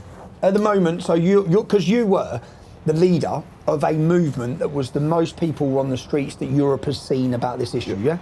Tens of thousands, every Monday. Everywhere. And Every everywhere, Monday. in all major towns, even till Amsterdam, there were huge demonstrations, even in Australia. Patriotic Australians against Islamization of Australia. It was funny, like what the branches popped up like, blah, blah, blah, man. Obviously, we couldn't control anymore. We didn't, the label, Pegida, is not a trademark or anything, because I wanted to dedicate it to the people. That's why no trademark, no business being made with it, nothing. So there came branches, obviously some of them founded by people which I would call really, really far right. Okay, so people took upon themselves to set up their own divisions. They Same jumped as on the English train, Defence yeah. League. They jumped on the train Nationalist and they organisation. abused the name, which basically then was bad for us, because then they had a banner as well walking around with Pegida. Pegida on it. Sankos. Pegida on it, so they could, from that moment on, they could label us as Pegida, because they knew that's not like that. They told the public that this is part of Pegida, even when we didn't even know who is behind that. We didn't know Do you the think guys. they could have been government? Sorry? Do you think those people? Yeah, They could have been obviously, government infiltration. Of course. You have these agent provocateur. Agent provocateurs Yeah. within the party. Tell me, what was it Definitely. like? What was it? Because when I first went there, it was the biggest crowd I've ever spoke to, and it was massive, bruv. It was massive. I mean, and what surprised me so much was there was no one there. So the demo starts at 7. It's 6:30. There's no one there, and I'm thinking, English Defence League. We're all in the pubs. We're all on one, and we're very boisterous. Yeah. And then all of a sudden, just from nowhere, within 5 minutes, the place just filled up. And when our hymn, which our song in the beginning, yeah. always, when the song, it always, what's on already There was no one there. No And one there. 5 When to it 7, comes- and then 45 it doubles. Within then 2 minutes. The whole place. Whoop. And I was Full. just like, what's happened here? Because none The of the same pubs, after the end. none of the pubs were full. No one was meeting. I went home very embarrassed. I went home embarrassed because I thought about how we run demonstrations. Yeah. We were always loud, loutish. We were drinking. Half the people were there and I stood and watched in freezing cold weather for 3 hours, and everyone stood there like this, and everyone listened to every single word that was said. Yeah. Everyone was there knowing why they were there. So it was an experience for me. I learned from it, and then do you know when they left? 40,000 people. They left. 5 minutes. 5 minutes gone. Not one. No trouble, quite. Not one single bit of litter on the ground. The place clean. Not one single bit of litter on the ground. Nothing. I stood there and looked. I thought, Jesus, man. In England, you've seen it, yeah. You come to an event in England, it's littered. I felt pretty embarrassed about how we conducted ourselves. We had this twice, but it was our unfortunate. You remember? I think you were there on one of the birthdays. Yeah. We handed to all the people Bags. these balloons. Oh, these yeah. balloons in black, red, and yellow. Okay. And the whole place was with 20,000 people packed. 5,000, 6,000 had red ones, black ones, the yellow ones, and we made the whole place in front of the Frauenkirche, Women's Church, Yep. as a huge German flag. It was goosebumps. Still got goosebumps. And obviously, 20,000 people. They The balloons. balloons on the floor. Which what did we do? Yeah, you walked around and cleaned them. Ziggy, me, and Wolfgang, the three guys. You know, Yep. all of us. The whole place. Yeah. 2.5 hours. I've never seen efficiency like it, if I'm honest. I felt embarrassed because we conducted ourselves pretty. We were young, and I felt something very different because the audience at your demonstration were all listening to everything, Yeah. and some of the audience at ours were there for a day out. The average age was different as well. The average Yours age- very young. Yours was elderly. I was not even elderly, like the best ages, I would call it. Yeah. Between Mature. 40 and 60. Between 40 and 60, yeah, was the audience. So working people from like the middle of the society. And I noticed something when I come and reported there. Yeah. Your average age was 40 to 60. The opposition were all 20s. Under. Even underage. So what you could because they were see- supposed from school, like the teachers told them, we have to go What there you can today. see is what you can see is the influence of the next generation were coming out as communists and leftists, coming out against the German people. It was a Exactly. very contrast, very evident looking at it. I'm still the curious youth about were on that side, who of them is going to work. the youth were on that What's side, the elders on this side. Yeah. Tell me, at the start of your leadership of Pegida, there was a news story that came out with a picture of you that was one of the most viewed stories in the world. It was. It was huge. It was. What? Because you were the leader. Head page worldwide. Worldwide. I have newspapers from China, from Japan, from Australia, from New Zealand, from Canada, from the United States, This is when from you Brazil. see. This is when you see a coordinated attack, and I say that because Pegida were huge at this time. If you were following what was happening, was 1 week They after were the our resistance. biggest demonstration. We were 45,000.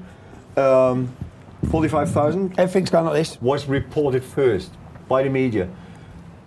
2 weeks later, they just spoke about it was 25, 20. It was 45. It was live on the news everywhere. It was going like this. It was going 45,000. like this every week. Every week it was getting bigger. Everyone who was interested was watching. They even the numbers, the official numbers, the media wrote it down. Yeah, they always just do. 1-2 weeks. Yeah. They wrote it down. They reported in the first in the week on this week 45,000. 2 weeks later, about the same demonstration was 25. Another 2 weeks later, it was just 10,000. Yeah, yeah. They're So playing it. They're playing it had down. They're of being course. controlled and Of course. told. And this was after this week. They published this picture, which was fake. But I didn't know it was fake, and most of the Nobody public knew. wouldn't have known this was fake. This was a picture that showed Lutz, hair swept over, with a tash. I mean, identical to Adolf Hitler. Yeah. So it looked like he had modelled himself on Adolf Hitler Yeah. for a photo shoot. No, it was actually a picture taken 5-6 years before Pegida at the hairdressers. Even the hairdresser did it. She obviously did the hair in one direction. Picture was taken. The moustache, Moustache? yeah, the moustache was Photoshopped. photoshopped by the press. When the case then, the press had to bring a Issue an counter apology. thing. Issue an apology. Yeah. It's too bring late it- then, it's too but, late. It was half a year later, and it was main page. The picture with the beard, and the apology was on page 10 in the corner. They got what they wanted out of that They story. got what they wanted. They plastered it worldwide. They linked Hitler and Nazism with 72 main medias in the world, like New York Times, was an attack. It was a China Post, brought it on one day. Head page. What was the pressure like at that moment? It was so, and from that moment on, it was even more complicated for me because I had to apologize for a picture. I knew it's fake, but nobody believed me until I won then, and the reporter said, "Yes, I did it." He had to do it The reporter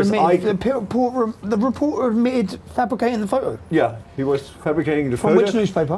Bild. Sächsische Zeitung. Okay. Saxony So newspaper. he's took it for the team essentially. But I could prove then, because the hairdresser, which I knew the picture was made in this salon, in this shop, she was searching for the original picture, and then she found it, and I could prove by the timestamp on the phone There's no moustache. that this picture there is no moustache. So that's why I won then the case, and but it was too late. And then the death threatenings came when Pegida was cancelled, the 26th of January, not the 19th of January, 2015 was this huge demonstration with the 45,000. Yep. The picture came out, and 2 days later was these death threatenings from ISIS against me, when all demonstrations in Dresden were prohibited for a week. Was not allowed to do it on the 26th of January. I got police protection from that moment on. So you had legitimate threats from ISIS. Yeah. Because you were seen as the most vocal person against Islam. Exactly. And the government banned all protests because they were worried of this? Exactly. They were not no, actually. Or because they wanted to stem the protest? They told me very honest. The police guys from the German police, they told me very honest, said it's not about you. We don't give a shit about you. It's about collateral damage. Because if they come after you, they're going to go with machine guns, or they're going to go by try to blow up the whole demonstration. So collateral damage, this is what we're worried about, not about you. Okay. It's not about you, the whole thing. So from that moment on, I had police protection. They've been standing all night in front of my flat. They drove me everywhere, which was shit. While working, when you've got all the selling time sausages, getting a lift off the police. Police protection with these special cars. They've one car in front, one car in the back. I had to tell them before I go everywhere, where do I want to go tomorrow? So that's why they went then through the shopping, like a shopping mall. They blocked the whole shopping mall. Went through with search dogs for bombs when everything is closed. They even we went to the graveyard to visit my mom's grave. Blocked the whole main graveyard there for hours before I arrived and after I arrived. And what sort of change is that to your life? What sort of? It was really shit. It was for business. Do you think they done that because of the level of threat, or do you think they done that for this exact reason, to disrupt your life? Do you think they first, did? I think it was really the level of threat. Yeah. But as it carried on, more and more the feeling came up like they do it just to have me under control. They knew exactly where I'm going. You have always policemen around when you call. And I was really, at this time, everybody went to call with me, like Gerd Wilders and all these, like the whole day. And all Every the time demonstration you was having, you was having different world figures who are famous for talking against immigration coming to a demonstration. Exactly. Like you've been there, Gerd Wilders was there. We had so many really huge things. Gerd Wilders was the first demonstration he's been on. Ever. Like publicly since his fresh. Before he got protection, yes, he was. But after 12 years, I think it was the first time that he's been in public. Yeah. He changed. I think he doesn't even sleep 2 nights in a row in the same house. So he moves and he sees his family twice a month. Or that's what I heard about it. I think it's not that worse anymore. It might be now. Especially now he has government protection after he won. Congratulations, Gerd. Greetings.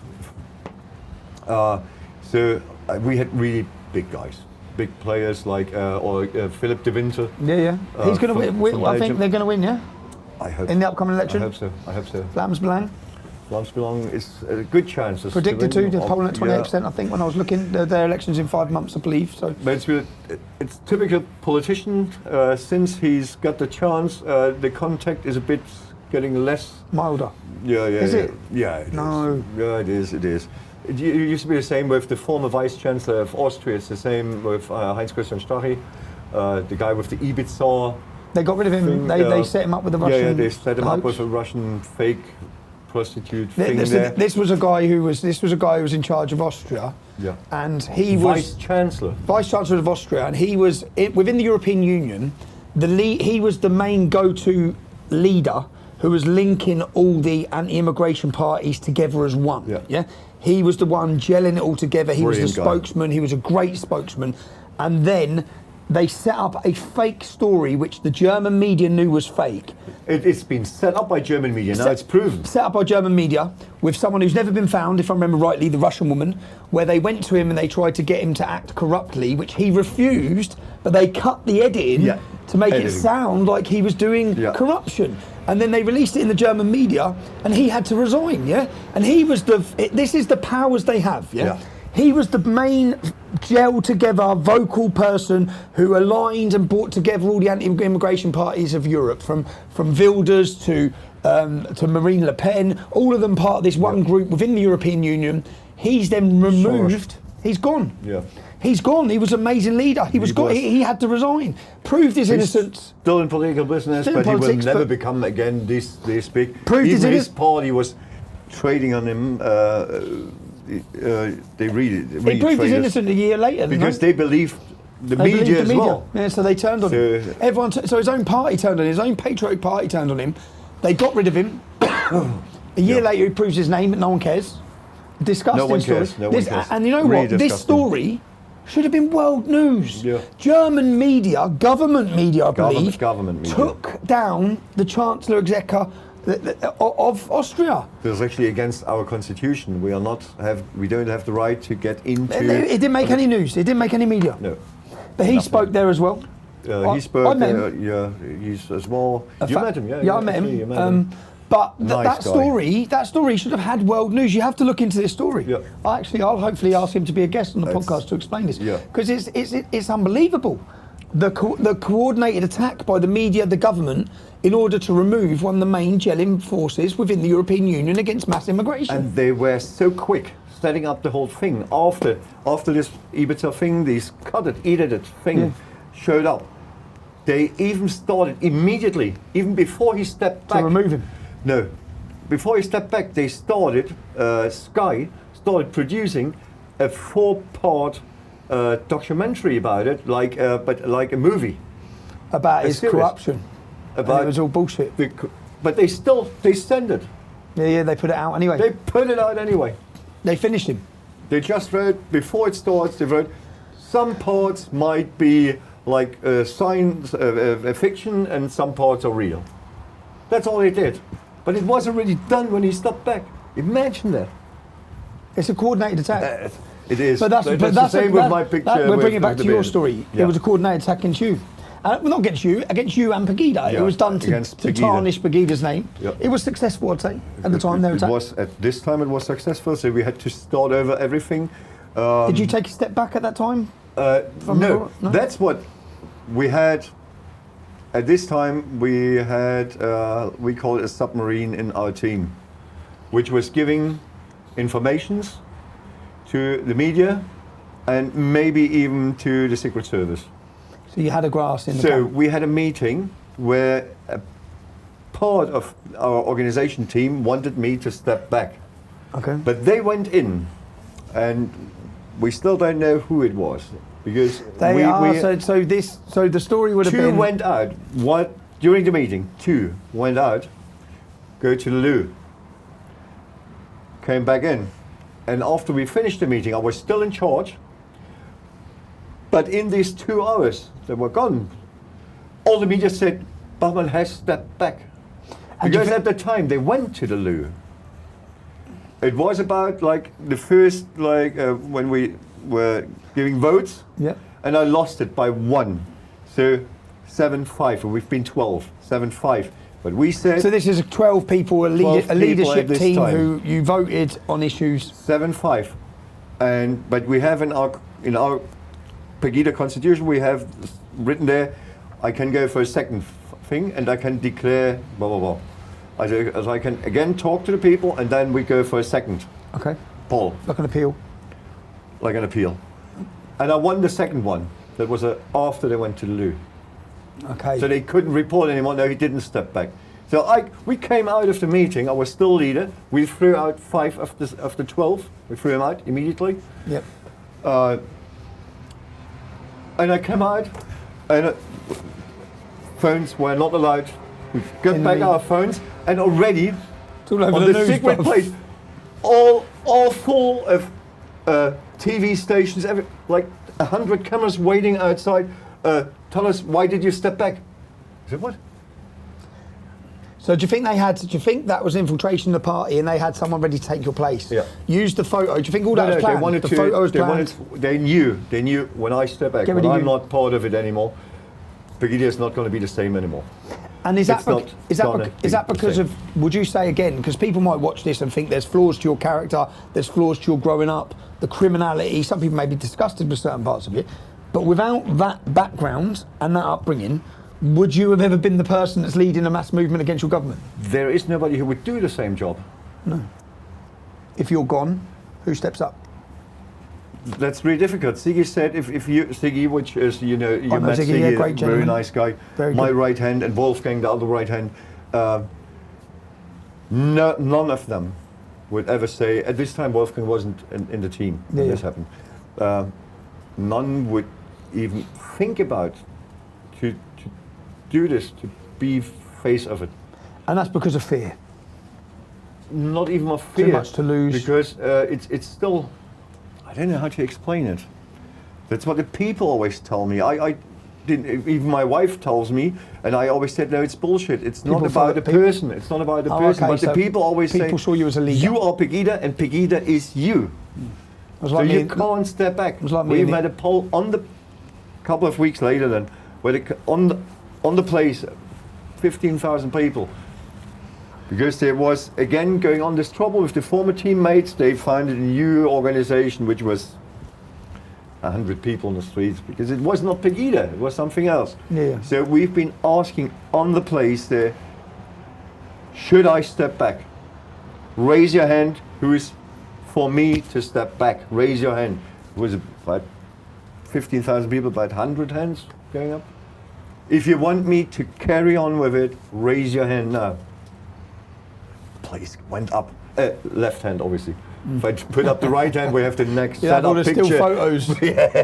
And then Pegida did carry on. You We carried on. carried on, and it was hard work, but we went up back to really good numbers. And then we said, I mean, like, so people understand. You marched every Monday.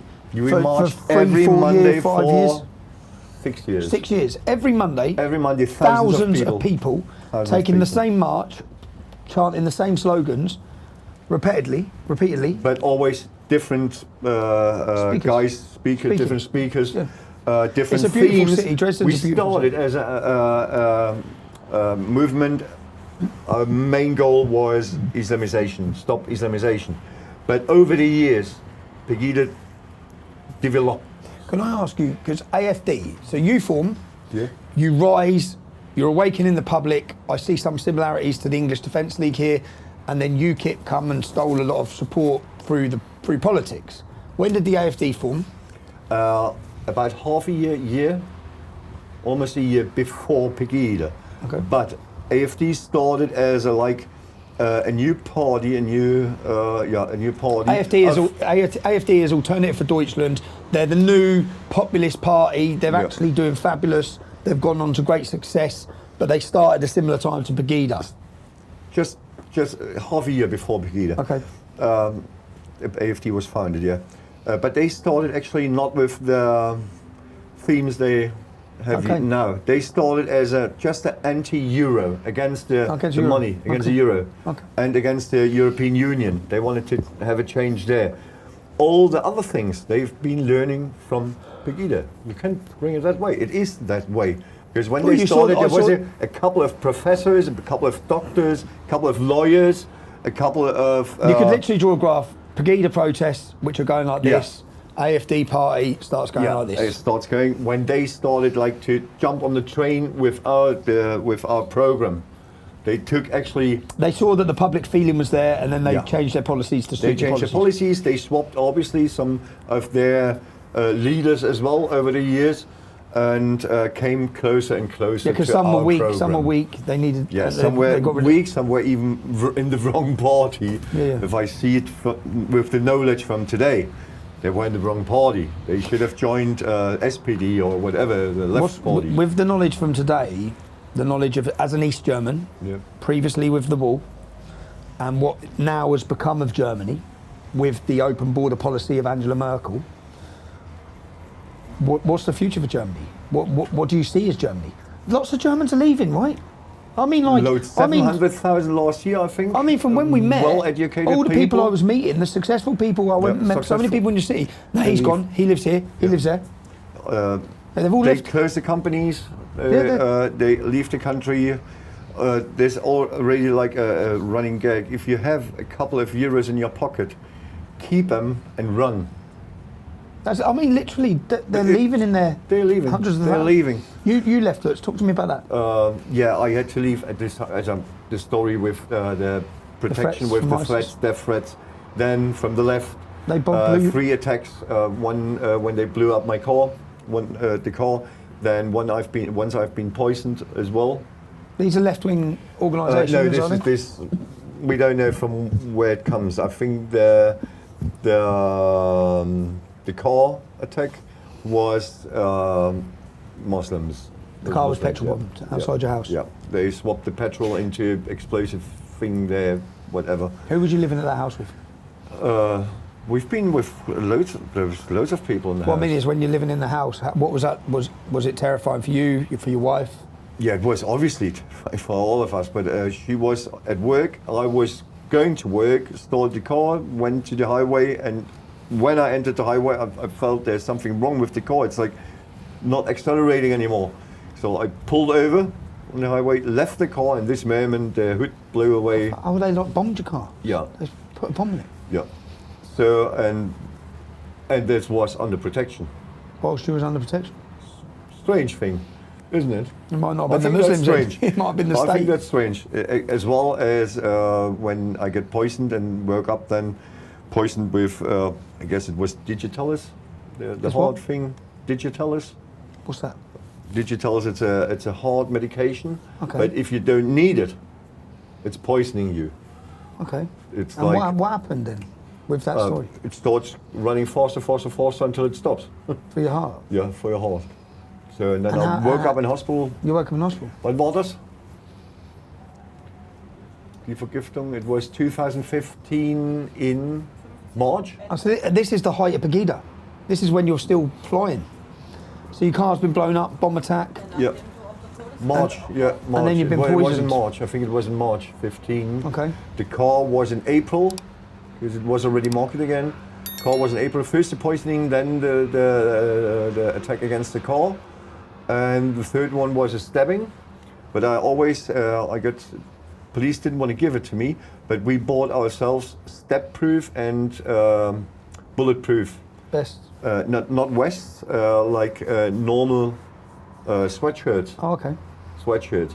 They are stab-proof against knives and like ice pickles and stuff like that. It's important. If you need one, go for the ones that are proof against ice pickles, because it's like a thin needle and it goes through. Normal stab-proof goes just like that through, and that was saved my life. That thing, because I've What been on a happened? demonstration, and we only realized, you know it, when you're in a demonstration, people pushing you from there and there, you try to get through to the stage, whatever.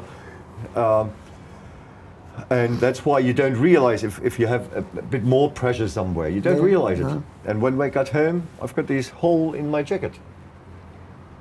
It's going through the jacket, but not It's through going the through vest. the jacket, but not through, So not through the someone's sweat. come up and not pushed through it. the sweater yet. Right. And I remember after that, when I saw the hole, I knew, yeah, there was somebody really pushing me hard. Which But is he couldn't normal in get a through. demonstration, because people are And everywhere around this, you as a You leader. know yourself, kidney, but that's why you get in here, for the kidney. So at that point, you've had those 3 close calls to your life. Yeah, it was What- close call, yeah.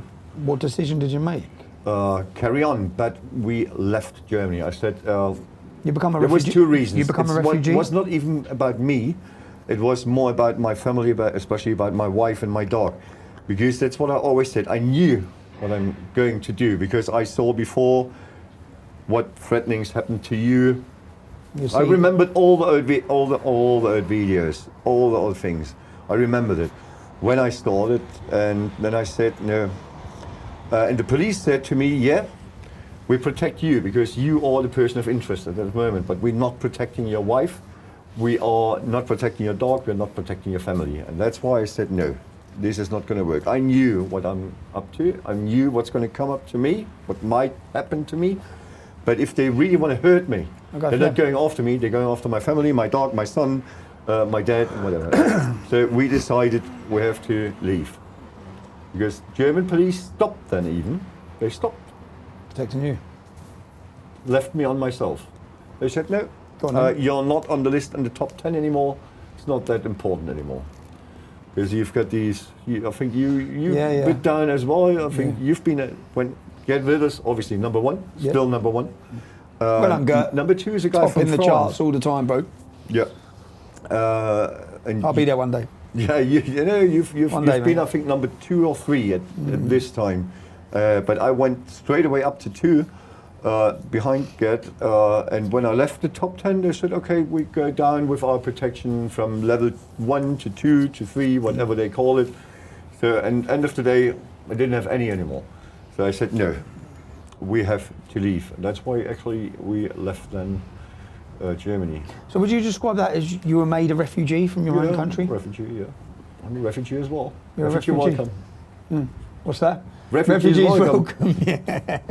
But you're not pouncing off the system. You're not asking I'm for not. anything for free. No, I'm not asking for free. I've learned the language. I respect the culture. I don't expect them to build now because, as you know, in Spain, they are Catholics. I don't expect them to build now a Protestant church for me or anything. I don't expect anything. I pay my taxes, that's it. How many years ago did you leave Germany? How many years ago? It's 8, almost 8 What would you years now. describe as the acceleration of the decline of Germany when you go back now? How bad? How's it I looking? didn't get that one. What would you describe as how fast has it accelerated, as in the migration crisis, the replacement of the German people? What's the change like in Dresden? Because Dresden was an unaffected city. It in was 2015, almost unaffected. When you went there, it was a totally German city. Yeah. And I remember going in. Totally I remember not. going. We had a mosque. There was a couple of them. It started, but it was. You know, like It now, was okay. You know, like now we've got all the hotels full. I remember first going there in 16 and going and seeing mass centres that there were, and I couldn't believe it. I thought, what, these are just full of migrant men. And I remember going to them, and years later, because that was the start of the invasion. Years later, all of our hotels are full, and they've built factories and they're filling they're filling campuses. It's industry.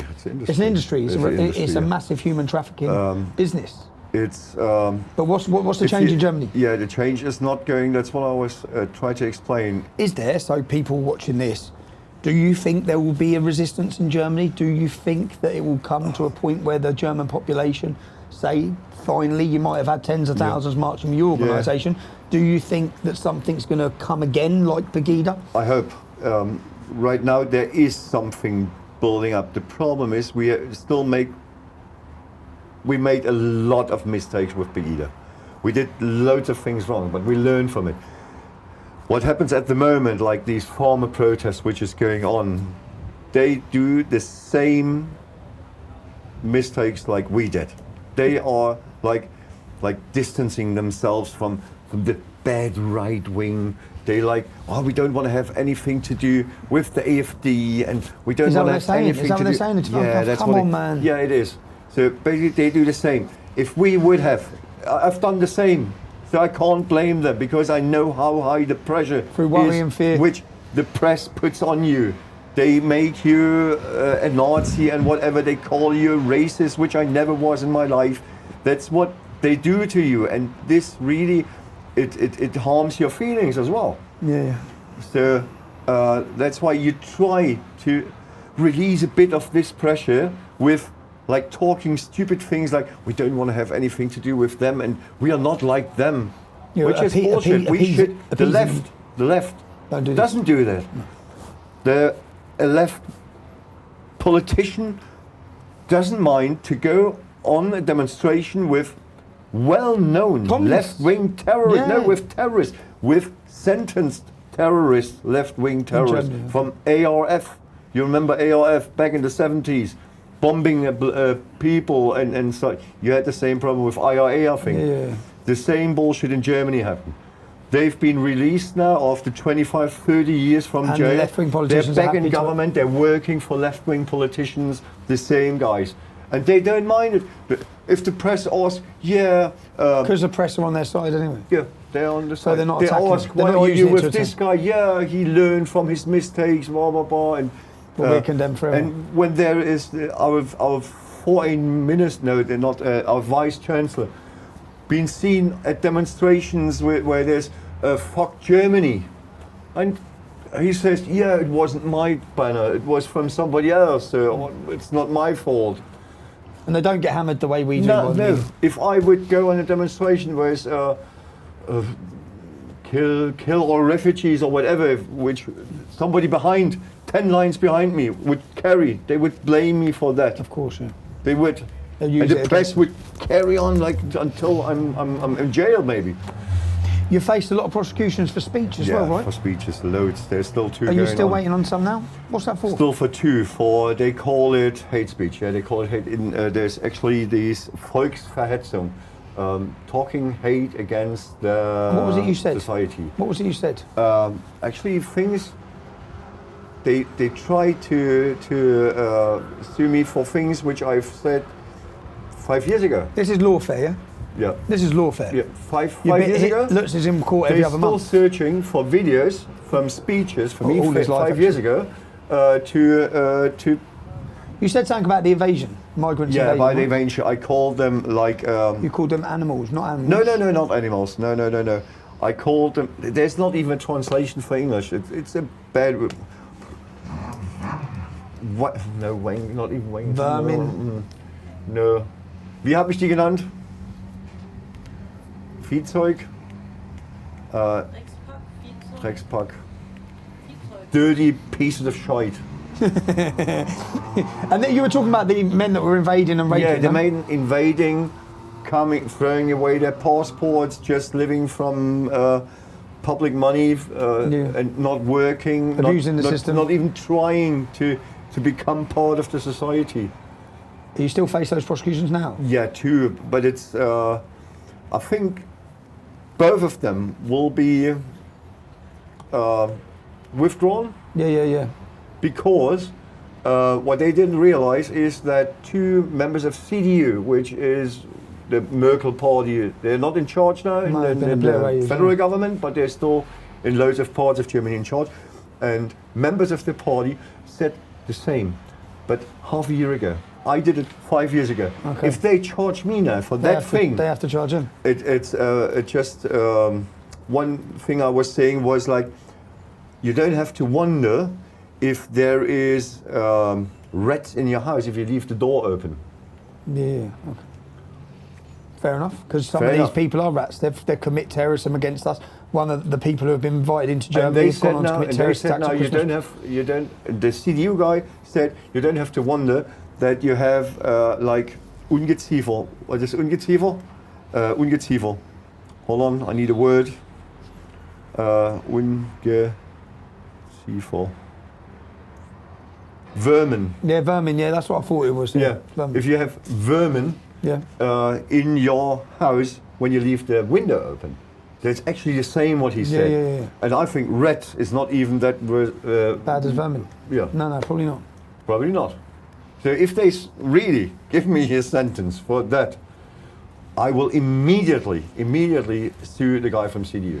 And that's they don't want to give me that gun in my hand because Okay. it would be really loaded.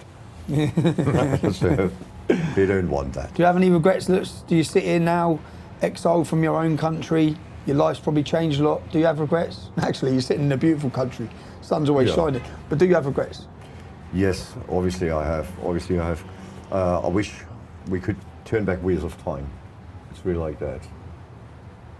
I wish, because I'm still, it's nice here, everything nice, but it's still not my home. Still not It's a German. place where I live, where I love to be as well. But I would still prefer to be back in my country as it used to be, as I used to know it. And as everybody used to love it, when we've been proud to say I'm German. Now the whole world is laughing about us, about our laws, about what we do, about these new rules of wording, like these LGBTQ, plus whatever they call it, alphabet mafia. and the wording about the genderism thing in our language. Yeah. Everybody's laughing about us. So that's why sometimes I just, if somebody asks me where you're from, here, in a hotel, you meet guys, or in the bar, I say from South Africa. And they even say it now in the German government, in the Bundestag, it's like the parliament. There is a speech, you die laughing when I show you. Just make it a long story short, there's really this guy from the Greens standing there, or this women from the Greens standing there and saying, because somebody was complaining about all the mistakes Angela Baerbock does, our foreign minister. And they say, if you don't have to learn anything, you don't have to be educated, you don't even have to write to join the Green Party, just come to us. Everybody has the same chance. Every social misfit. Every social Join the Green Party. Not just social misfit. Yeah, yeah. It's really unbelievable what's running around in this party. Don't want to sound arrogant, but this is way beyond an IQ of 80, the average there. There's even this German... And they're getting in power, they're getting voted. It's mad. They chasing the media, and the media chases the government. Well, Lutz, with everything you've been through, you've been in jail, you've been attacked, you've been on the run, you've had terror plots. What is the worst moment? If you don't mind, what's the worst moment in your life? When you left me alone in Manchester. It's a long story. It's a long story. No, we're not going to go through that one. Stop. Cut. Got it. Yeah. Well, I was waiting the whole evening that you asked me that question, and I've been looking forward to tell you this. No, actually, it was when you left me in Germany. No, kidding. It's really not that easy. The worst moment in my life. The 24th of December last year when my dad died. Okay, yeah. So 24th of December last year, so that's only a month ago. It's Weeks ago. 3 weeks ago. Your dad was... That was the worst moment of my life. Because we've been that close. He helped me always. He's been behind me through the criminal time, through the time on the run, through my childhood, obviously.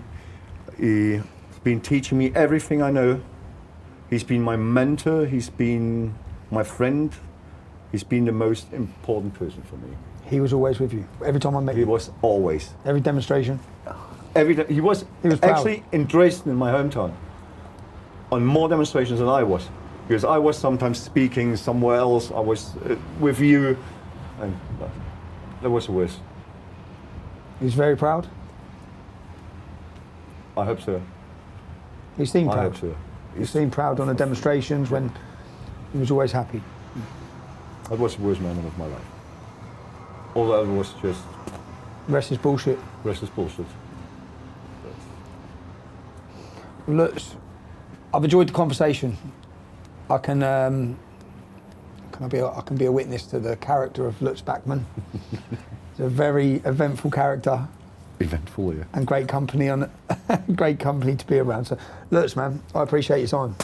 Appreciate your invitation. I think it's important that people understand when someone rises to fame and faces the massive backlash and all the persecution, and they continue to stand in the face of it. It's very rare, yeah, because people will back down. So when someone doesn't back down, I thought it was important to understand the life story behind the man that doesn't back down, because there's going to be a reason that's brought him to chisel his character to be that person. And I've enjoyed hearing it, Lutz. So Enjoyed as well. and I enjoy our friendship. Thanks for the invitation again. Yeah, thank you, man. If you're watching this, I hope you've enjoyed that conversation. We have plenty more lined up. I can't do this work or carry it out or enjoy these conversations and bring you the people behind the headlines without your support. So I'm very grateful. Please like, share, and share all of our podcasts. Thank you. Carry on watching for more interesting guests. I'll talk to anyone. I'll debate anyone. I'll hear anyone's story. If you want to help me along that way, it's not free. I need your support. If you can support my family, that gives me my peace of mind. It means I can continue to do the work I do. You can do so at www.supporttommy.com. I appreciate every bit of support, as do my children. It gives me the ability to fly them out here to see me so I can stay in constant contact with them. I'm deplatformed and I'm censored, so I need you. I need you to share this content. And make sure you stay tuned for upcoming weekly guests, interesting guests, exciting guests. I'm Tom Robson, and this has been my podcast, Silenced.